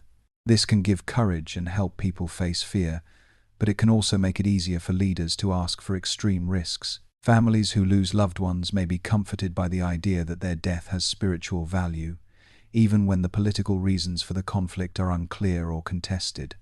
Systems of law sometimes mirror beliefs about post-mortem judgment.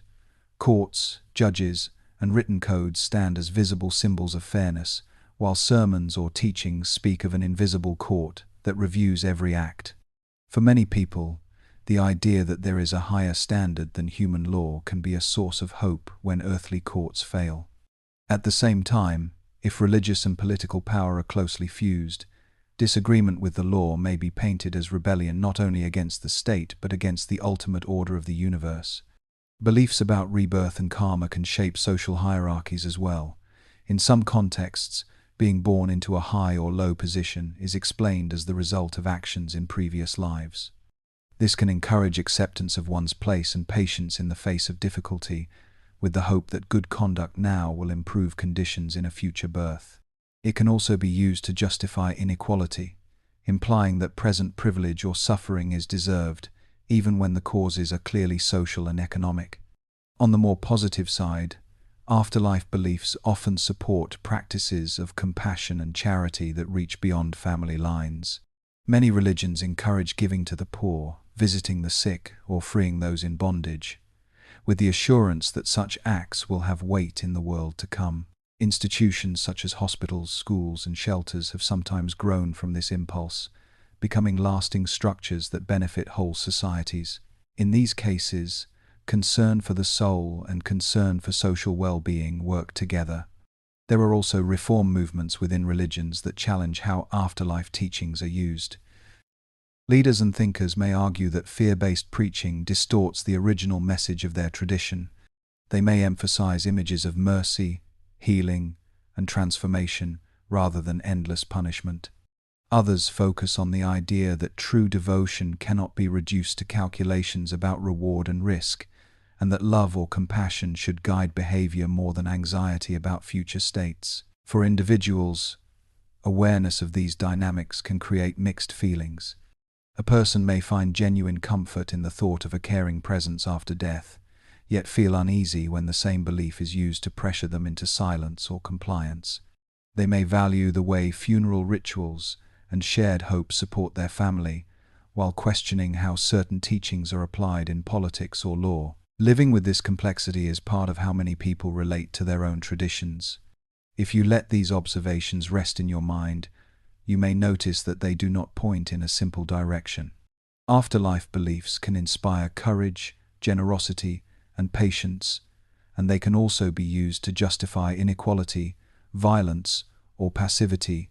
Their effect depends on who teaches them, how they are interpreted, and how much freedom people have to question and revise them.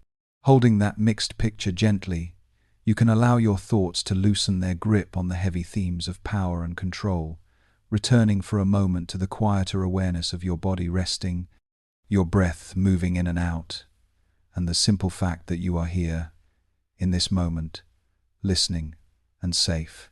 Across cultures, when someone dies, people do not simply turn away and resume daily tasks. They pause, gather, and create rituals that make loss visible and shared. These rituals can be large or small, quiet or full of music, but they all respond to the same need, to acknowledge that a unique life has ended, and to give those who remain a structured way to express love, sorrow, and respect. In doing so, they also make a first bridge between the world of the living and whatever each community believes lies beyond. In some places, the body is washed and dressed by family members or close friends. This act is both practical and tender. It allows the living to spend final moments with the person, seeing them clearly and adjusting slowly to their stillness.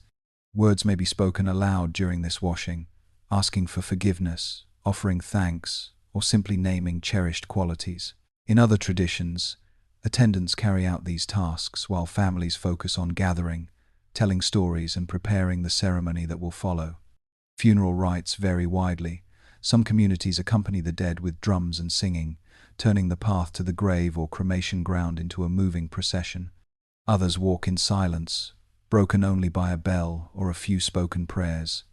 Coffins may be simple or ornate, graves shallow or deep, cremation fires open or hidden. Regardless of form, these actions mark a boundary.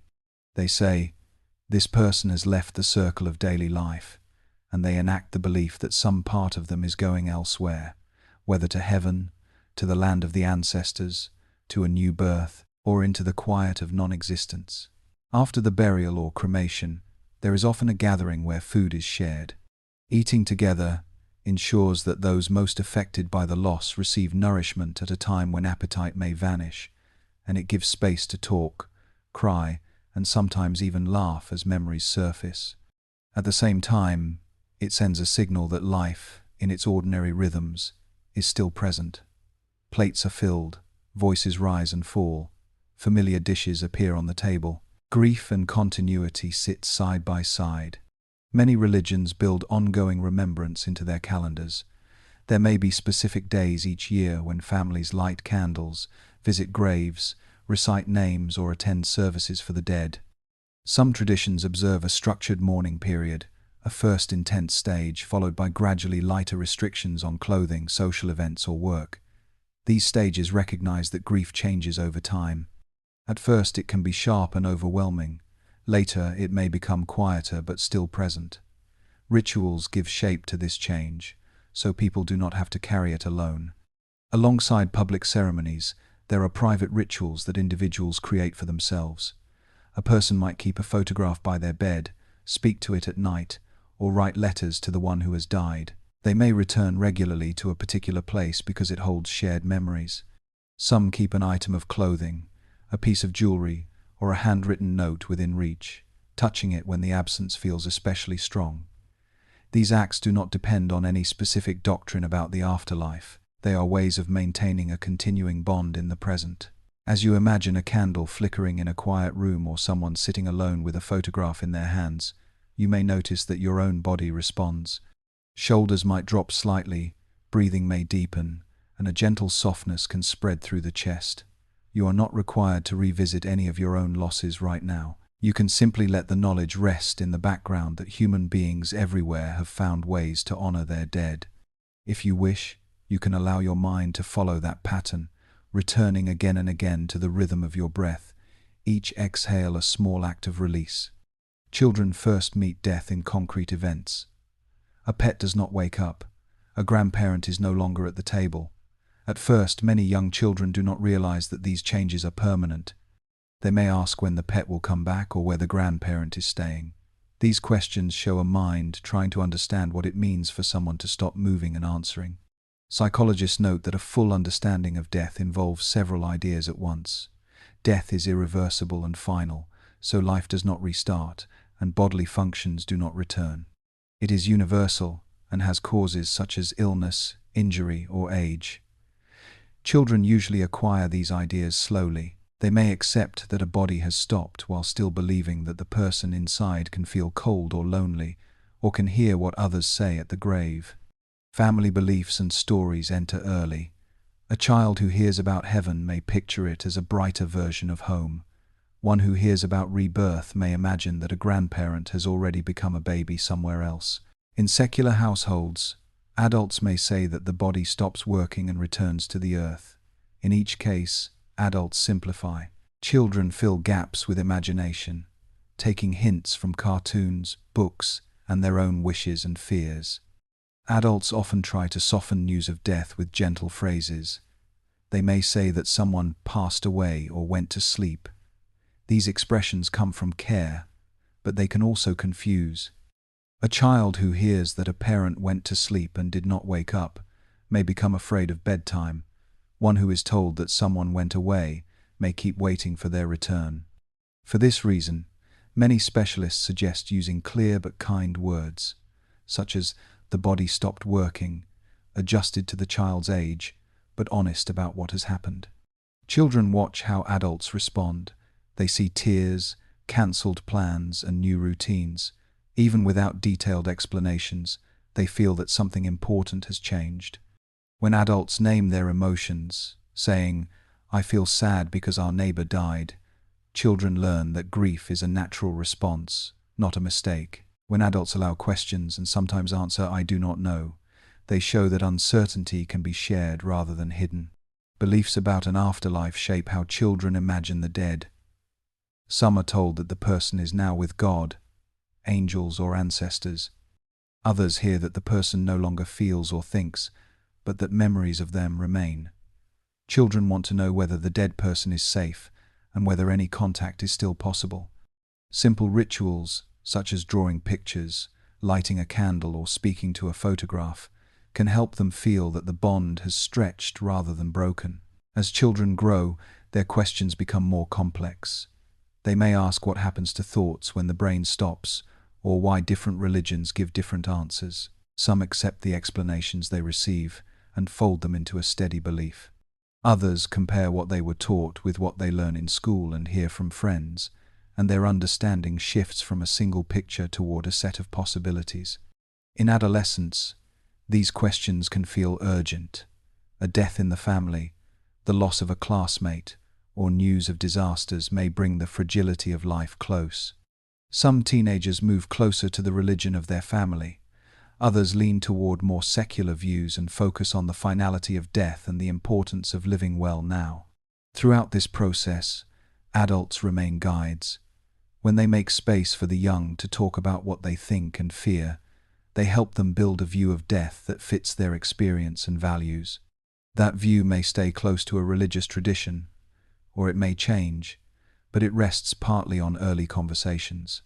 It is often enough to be honest, to admit when something is not known, and to reassure them that thoughts about death are difficult for everyone and do not have to be faced alone. In the present era, ideas about what happens after death travel almost as easily as music or images. Books, films, social media, and migration bring religions and philosophies into the same living room. A person may grow up with one tradition, study others at school, encounter more through friendships and work, and also meet scientific and secular views. Many no longer hold a single inherited picture of the afterlife. They carry a mixture of images and concepts gathered across a lifetime. Some blending takes place quietly, without planning. A child hears that grandparents are in heaven, later reads about reincarnation, and as an adult might say that their grandmother is both with God and watching over us, while also wondering whether people can return in other forms. Another person raised in a religious home may stop believing in a defined heaven, but still feel that the dead are present in a vague, comforting way. They might talk about loved ones sending signs or being around, even if they no longer accept the rest of the teachings they grew up with. Interfaith relationships create their own patterns. When partners from different religions share a home, they often decide which stories to tell about death and beyond. Some choose one tradition, others share elements from both. A child may hear prayers from one parent that describe paradise, and from the other about rebirth or the land of the ancestors. Over time, they may weave these strands into a personal picture that does not fit neatly into any official category. Scientific and secular ideas also enter these mixtures. Someone may accept medical explanations of how the brain dies, and at the same time feel that there is a more that science does not yet touch. They might talk about energy rather than souls, or about returning to the universe rather than entering a specific heaven. In everyday conversation, people sometimes shift easily between such language, speaking one way in a hospital and another when they are alone with their thoughts. Migration adds further layers. When people move from one country to another, they carry rituals and beliefs with them, then adapt them to new surroundings. A festival for the dead may be celebrated in a different season or combined with local customs. Children who grow up between cultures meet secular views and other religions at school, and see altars or hear prayers at home. Some religious communities respond to blending by drawing sharper boundaries. Leaders may emphasize the uniqueness of their own teachings and warn against mixing them with others, fearing that important meanings will be lost. Others take a more open stance, seeing common threads and encouraging people to learn across traditions. Joint memorial services and shared spaces for mourning can grow from this approach, especially in cities where neighbors come from many backgrounds. For individuals, living with blended beliefs can feel both rich and unsettled. On one hand, they can draw comfort from several sources. They may imagine reunion in more than one way, or find value in both religious rituals and secular gratitude for the present moment. On the other hand, they may worry that their ideas do not count as real belief, or feel that they lack clear answers. Some find peace in recognizing that they are exploring, that their view of death is a work in progress, shaped by experience and reflection, rather than fixed once and for all. From a wider perspective, this blending shows how flexible human imagination is. People borrow stories, metaphors, and practices that help them live with mortality and grief, whether those come from ancient scriptures, modern science, or quiet conversations with friends. The result is a patchwork of afterlife images that may look inconsistent to a strict theologian, but can fit the questions and needs of those who hold it. In a world where information flows quickly and lives across many boundaries, such patchworks may be a natural response to the mystery of what comes after death. When people think seriously about death and what might come after, they soon meet some of the hardest questions in religion. One of the deepest is the problem of suffering and injustice. Children die young, kind people are harmed, and some who act with cruelty seem to prosper. If the universe has a moral structure, many ask, then how can such things be allowed? Beliefs about an afterlife often grow in the space created by that question. Some traditions answer by saying that this life is not the full story. A person who suffers innocently may receive comfort, honor, and rest beyond death. Someone who harms others without facing consequences here may meet their actions again in a realm of judgment, purification, or rebirth. In this way, heaven, paradise, liberated states, and higher rebirths can be seen as answers to the feeling that goodness is not always rewarded on earth. They promise that hidden kindness and quiet courage are known and remembered. At the same time, images of punishment raise their own difficulties. The idea of endless torment, or of very harsh treatment for finite human faults, troubles many believers and non-believers alike. They ask whether such punishments could truly be just, especially when they might apply to people who had little chance to learn or choose differently. Within the same religion, some teachers emphasize strict justice, while others stress mercy, healing, and the possibility that punishment, if it exists, aims at change rather than revenge. There are also questions about who is included. Some doctrines have claimed that only those who hold a particular belief or belong to a specific community will reach a blessed state, while all others face a worse fate. For many, this raises painful tensions.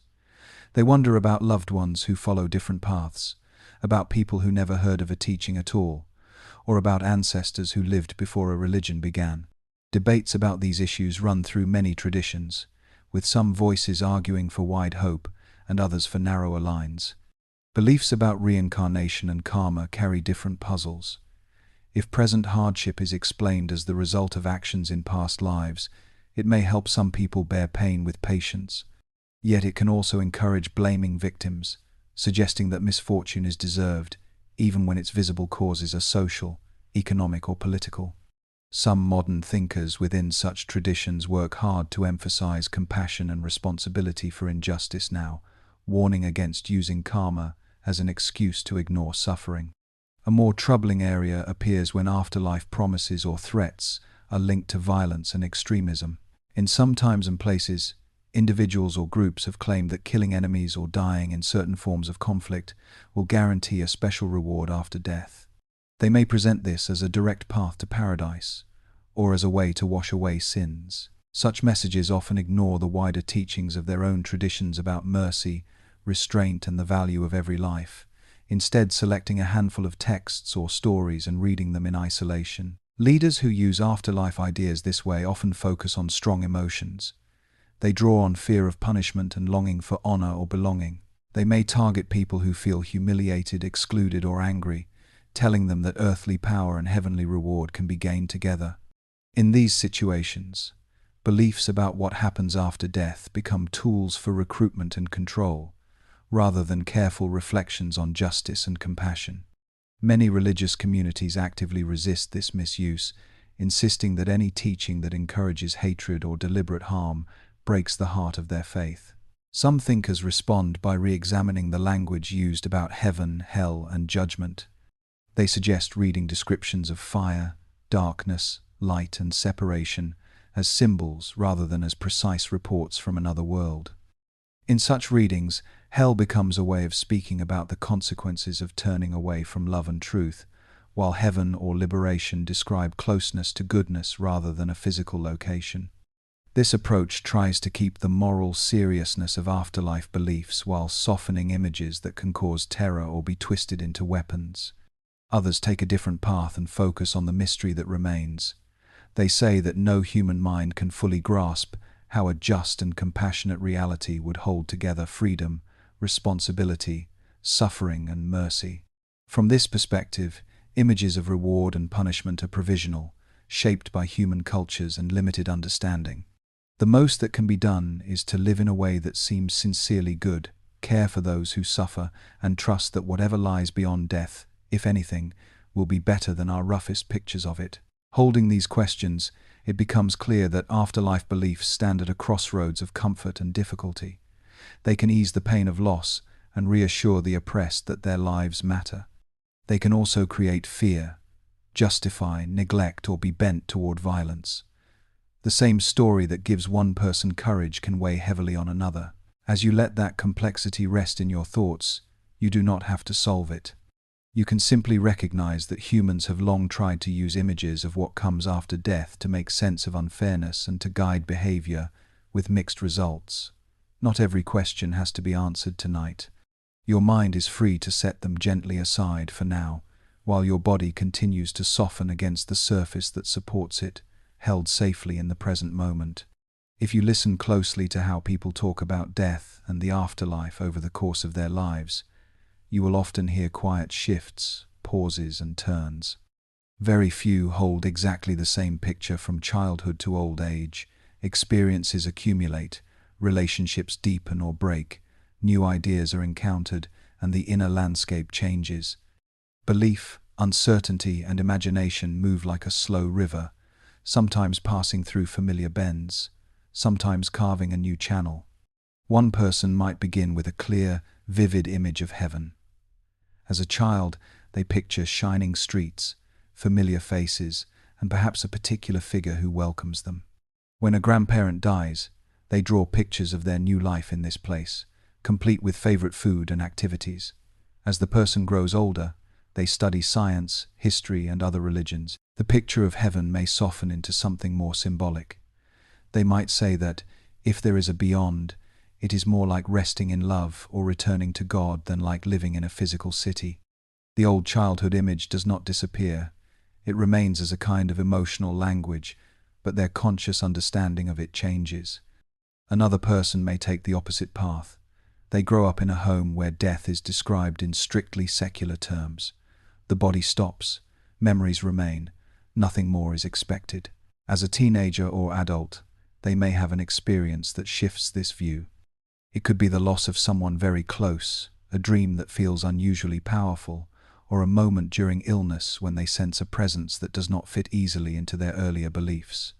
They might not adopt a formal religion, but they begin to speak about something beyond, even if they cannot define it. Their words may become more cautious, filled with phrases like, "I do not know," and it feels as if, yet there is a new openness, where before there was a closed door. Some changes come from contact with other cultures. A person raised with a strong belief in heaven and hell may spend time in a country where most people speak about ancestors and rebirth. Hearing how others find comfort in these ideas, they may not convert, but their sense of what is possible widens. They start to wonder whether different images might be pointing toward a mystery that no single tradition fully captures. They may still pray and attend services in the way they always have, yet inside they hold the thought that there might be room for more than one map. There are also stories of people who move away from belief and feel both relief and grief. For someone who has long feared punishment after death, questioning that belief can bring a sense of lightness, as if a heavy weight has been removed from their chest. At the same time, letting go of a detailed picture of reunion with loved ones can hurt. They may miss the clarity and structure that the old belief gave to their grief.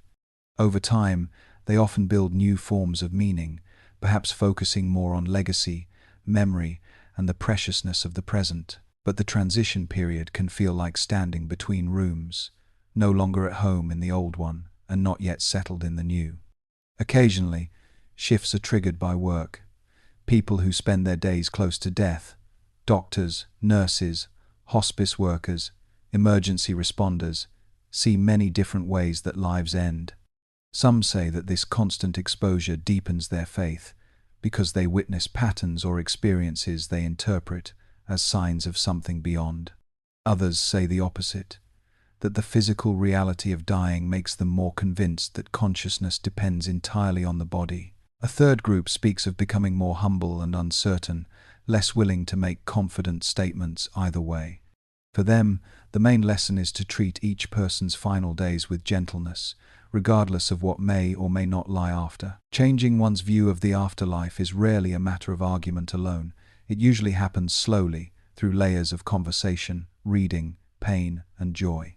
A single moment, such as a near-death experience or a sudden loss, can open a door, but what happens next depends on many surrounding influences. Family expectations, community teachings, personal temperament, and available language all shape how a person explains their own inner movement to themselves and others.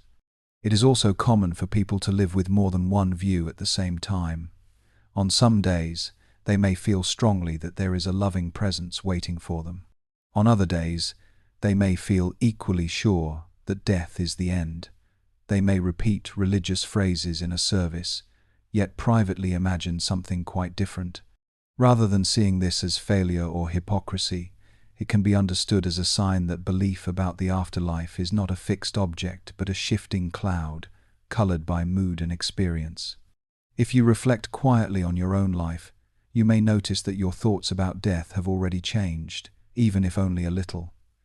Perhaps you remember what you believed as a child, and how it feels now. Perhaps you notice areas where you are sure, and others where you are unsure but at peace with that uncertainty. Whatever your path has been, you do not need to judge it tonight. You can simply recognize that humans everywhere adjust their inner pictures of what comes after death as they live, love, lose, and learn. Letting that recognition rest at the back of your mind, you can allow the front of your awareness to return to your breathing, steady and gentle, as your body continues to settle more deeply into rest. When we step back from the many separate stories about death and what might follow, a set of recurring patterns begins to appear. The details differ from one culture to another, and from one age to another, yet the broad shapes are often similar. It is as if human imagination, meeting the same hard fact of mortality, keeps reaching for a limited set of tools and colors to paint its answers. One of the most common themes is continuity. Few traditions speak of death as simple disappearance. Instead, they describe some form of ongoing existence. In some religions, an individual soul travels to another realm, such as heaven, paradise, or a land of the ancestors. In others, a stream of causes and effects continues in rebirth, carrying tendencies forward into new lives. Even secular views that deny a personal afterlife often speak of continuation in memory, influence, or the recycling of physical matter. The forms differ, but the reluctance to see a life as abruptly cut off is widely shared. Another frequent theme is relationship. Many afterlife pictures center on being with others. Heaven is imagined as a place where families and friends meet again. The land of the ancestors is populated by those who came before, waiting to receive new arrivals. Rebirth is sometimes described in terms of souls traveling together through many lifetimes, learning and balancing their ties. Even in visions of solitary judgment, the main questions are about how a person treated other beings. The focus is rarely on isolated reward. It rests instead on the repair, review, or deepening of relationships. Justice is a third recurring pattern. Across traditions, there is a strong sense that actions matter and that the universe, in some way, reflects this. In many religions, a person's deeds are weighed or recorded, whether in a literal book, on a set of scales, or in the subtle matter of karma. Goodness and harm are not seen as neutral. They are thought to shape what happens next. Where this theme is gentle, it offers reassurance that hidden sacrifices and quiet kindness are not lost. Where it is severe, it can generate fear and sharp divisions. Yet the basic impulse, to connect behavior with consequences beyond the visible present, appears often. Imagery of place and journey also repeats. The dead cross rivers, climb mountains, walk roads, or pass through gates. They may move upward toward light, downward into caverns, or outward across seas. These pictures draw on everyday experience. People know what it feels like to walk a long path, to leave home, to cross a border. Turning these movements into metaphors for dying gives shape to something otherwise hard to imagine. Even when philosophers and theologians later insist that the afterlife is really a state of consciousness rather than a location, the older images of roads, bridges, and doors often remain in popular imagination. States of peace and transformation form another shared strand. Many traditions speak of rest after struggle, of relief from pain, shame, or fear. Some describe soft fields, calm waters, or clear light. Others speak of union with the divine, or of a cooling of the fires of craving. Even when there is no promise of personal survival, people may take comfort in the thought that the atoms of a body return to soil, air, and water, joining wider cycles. Behind these varied images lies a wish that the harsh edges of life will somehow be softened, whether through forgiveness, understanding, or sheer return to nature. At the same time, there are real differences that do not disappear when we look for patterns. Some views assume a permanent self that endures unchanged in its core. Others see what we call a self as a temporary arrangement, destined to dissolve or be reabsorbed. Some imagine a final state that ends all movement, such as a single resurrection or complete liberation from rebirth. Others picture an ongoing cycle with no clear beginning or end. There are traditions that emphasize vivid, structured realms, and others that warn against taking any picture too literally. The ways in which communities connect their afterlife beliefs to daily ethics also vary. In some settings, fear of punishment or hope of reward plays a strong role in guiding behavior. In others, the main emphasis is on love, gratitude, or awakening, with the afterlife treated as a natural unfolding rather than a separate incentive. Secular perspectives add another voice, saying that meaning must be found within the boundaries of this life, while still sharing concerns about kindness, justice, and the impact of our actions. When all of these similarities and differences are held together, a broader picture emerges. Human beings, faced with the certainty of death and the uncertainty of what may follow, rarely stop at silence. They reach for stories of journey, for ideas of justice, for images of rest and reunion, and for explanations that place individual lives within a wider pattern. Some of these stories bring comfort, others cause tension, and many evolve over time. Yet they all testify to the same underlying impulse: to live as if life matters, even when its ending is impossible to fully understand. You do not have to choose among these patterns right now. You can simply notice that the variety of answers grows from a shared set of questions about continuity, relationship, justice, and peace. Letting that awareness rest lightly in your mind, you can allow your attention to drift back from these broad comparisons toward the simple experience of lying here, breathing, and being carried gently forward by the flow of the story. By now, you have traveled through many different landscapes of belief. You have visited quiet graves from long ago and stepped into imaginations filled with rivers, bridges, gardens, and cities of light. You have heard about ancestors who stay close to the family home, souls moving through many births, and views that say consciousness simply ends when the brain grows still. All of these pictures respond to the same fact: every human life, without exception, has an ending. Some people feel drawn to one clear answer. They may rest in the conviction that there is a loving presence waiting beyond death, or that justice will be completed in another realm, or that the soul will continue its journey through new lives. For them, these beliefs are not just ideas. They are sources of courage in illness, comfort in grief, and guidance in daily choices. The thought of death becomes less like a wall and more like a doorway. Others feel more at home with not knowing. They may say that the only honest answer is to admit uncertainty and to focus on living as well as possible within the time that is visible. They might take comfort in the thought that their body will return to the earth, that their influence will continue in those who remember them, and that meaning can be made here without guarantees about what, if anything, comes after. For them, death marks a boundary that sharpens appreciation of the present. Between these positions lies a wide range of quieter combinations. A person may half believe in an afterlife and half doubt it, depending on the day. They may use religious language at ceremonies because it feels right, while privately holding looser ideas. They may imagine reunion with loved ones in moments of longing, and at other times think in scientific terms about the brain. Human minds are capable of carrying more than one picture at once, allowing them to shift gently as feelings and circumstances change. Whatever someone believes, awareness of death has a way of bringing certain truths into focus. It reminds us that relationships are finite, that chances to apologize or to speak love aloud do not continue forever. It can make small acts of kindness feel more significant, because they are part of a limited number of days. It can also soften some conflicts, as people realize that pride and resentment consume time that will not return. In this way, thoughts about death and the afterlife can work quietly in the background, nudging life toward greater care. At the same time, it is important to see that no belief removes the mystery entirely. Even the most detailed teachings cannot fully show what it is like to cross the line between breathing and not breathing. The moment itself remains unseen. Stories, doctrines, and scientific models can circle around it, but they cannot step inside it in advance. In this sense, every human being carries an unanswered question, whether they name it or not. That question connects people across cultures, generations, and convictions. There can be a certain peace in accepting that some questions stay open. Not every uncertainty must be solved before sleep.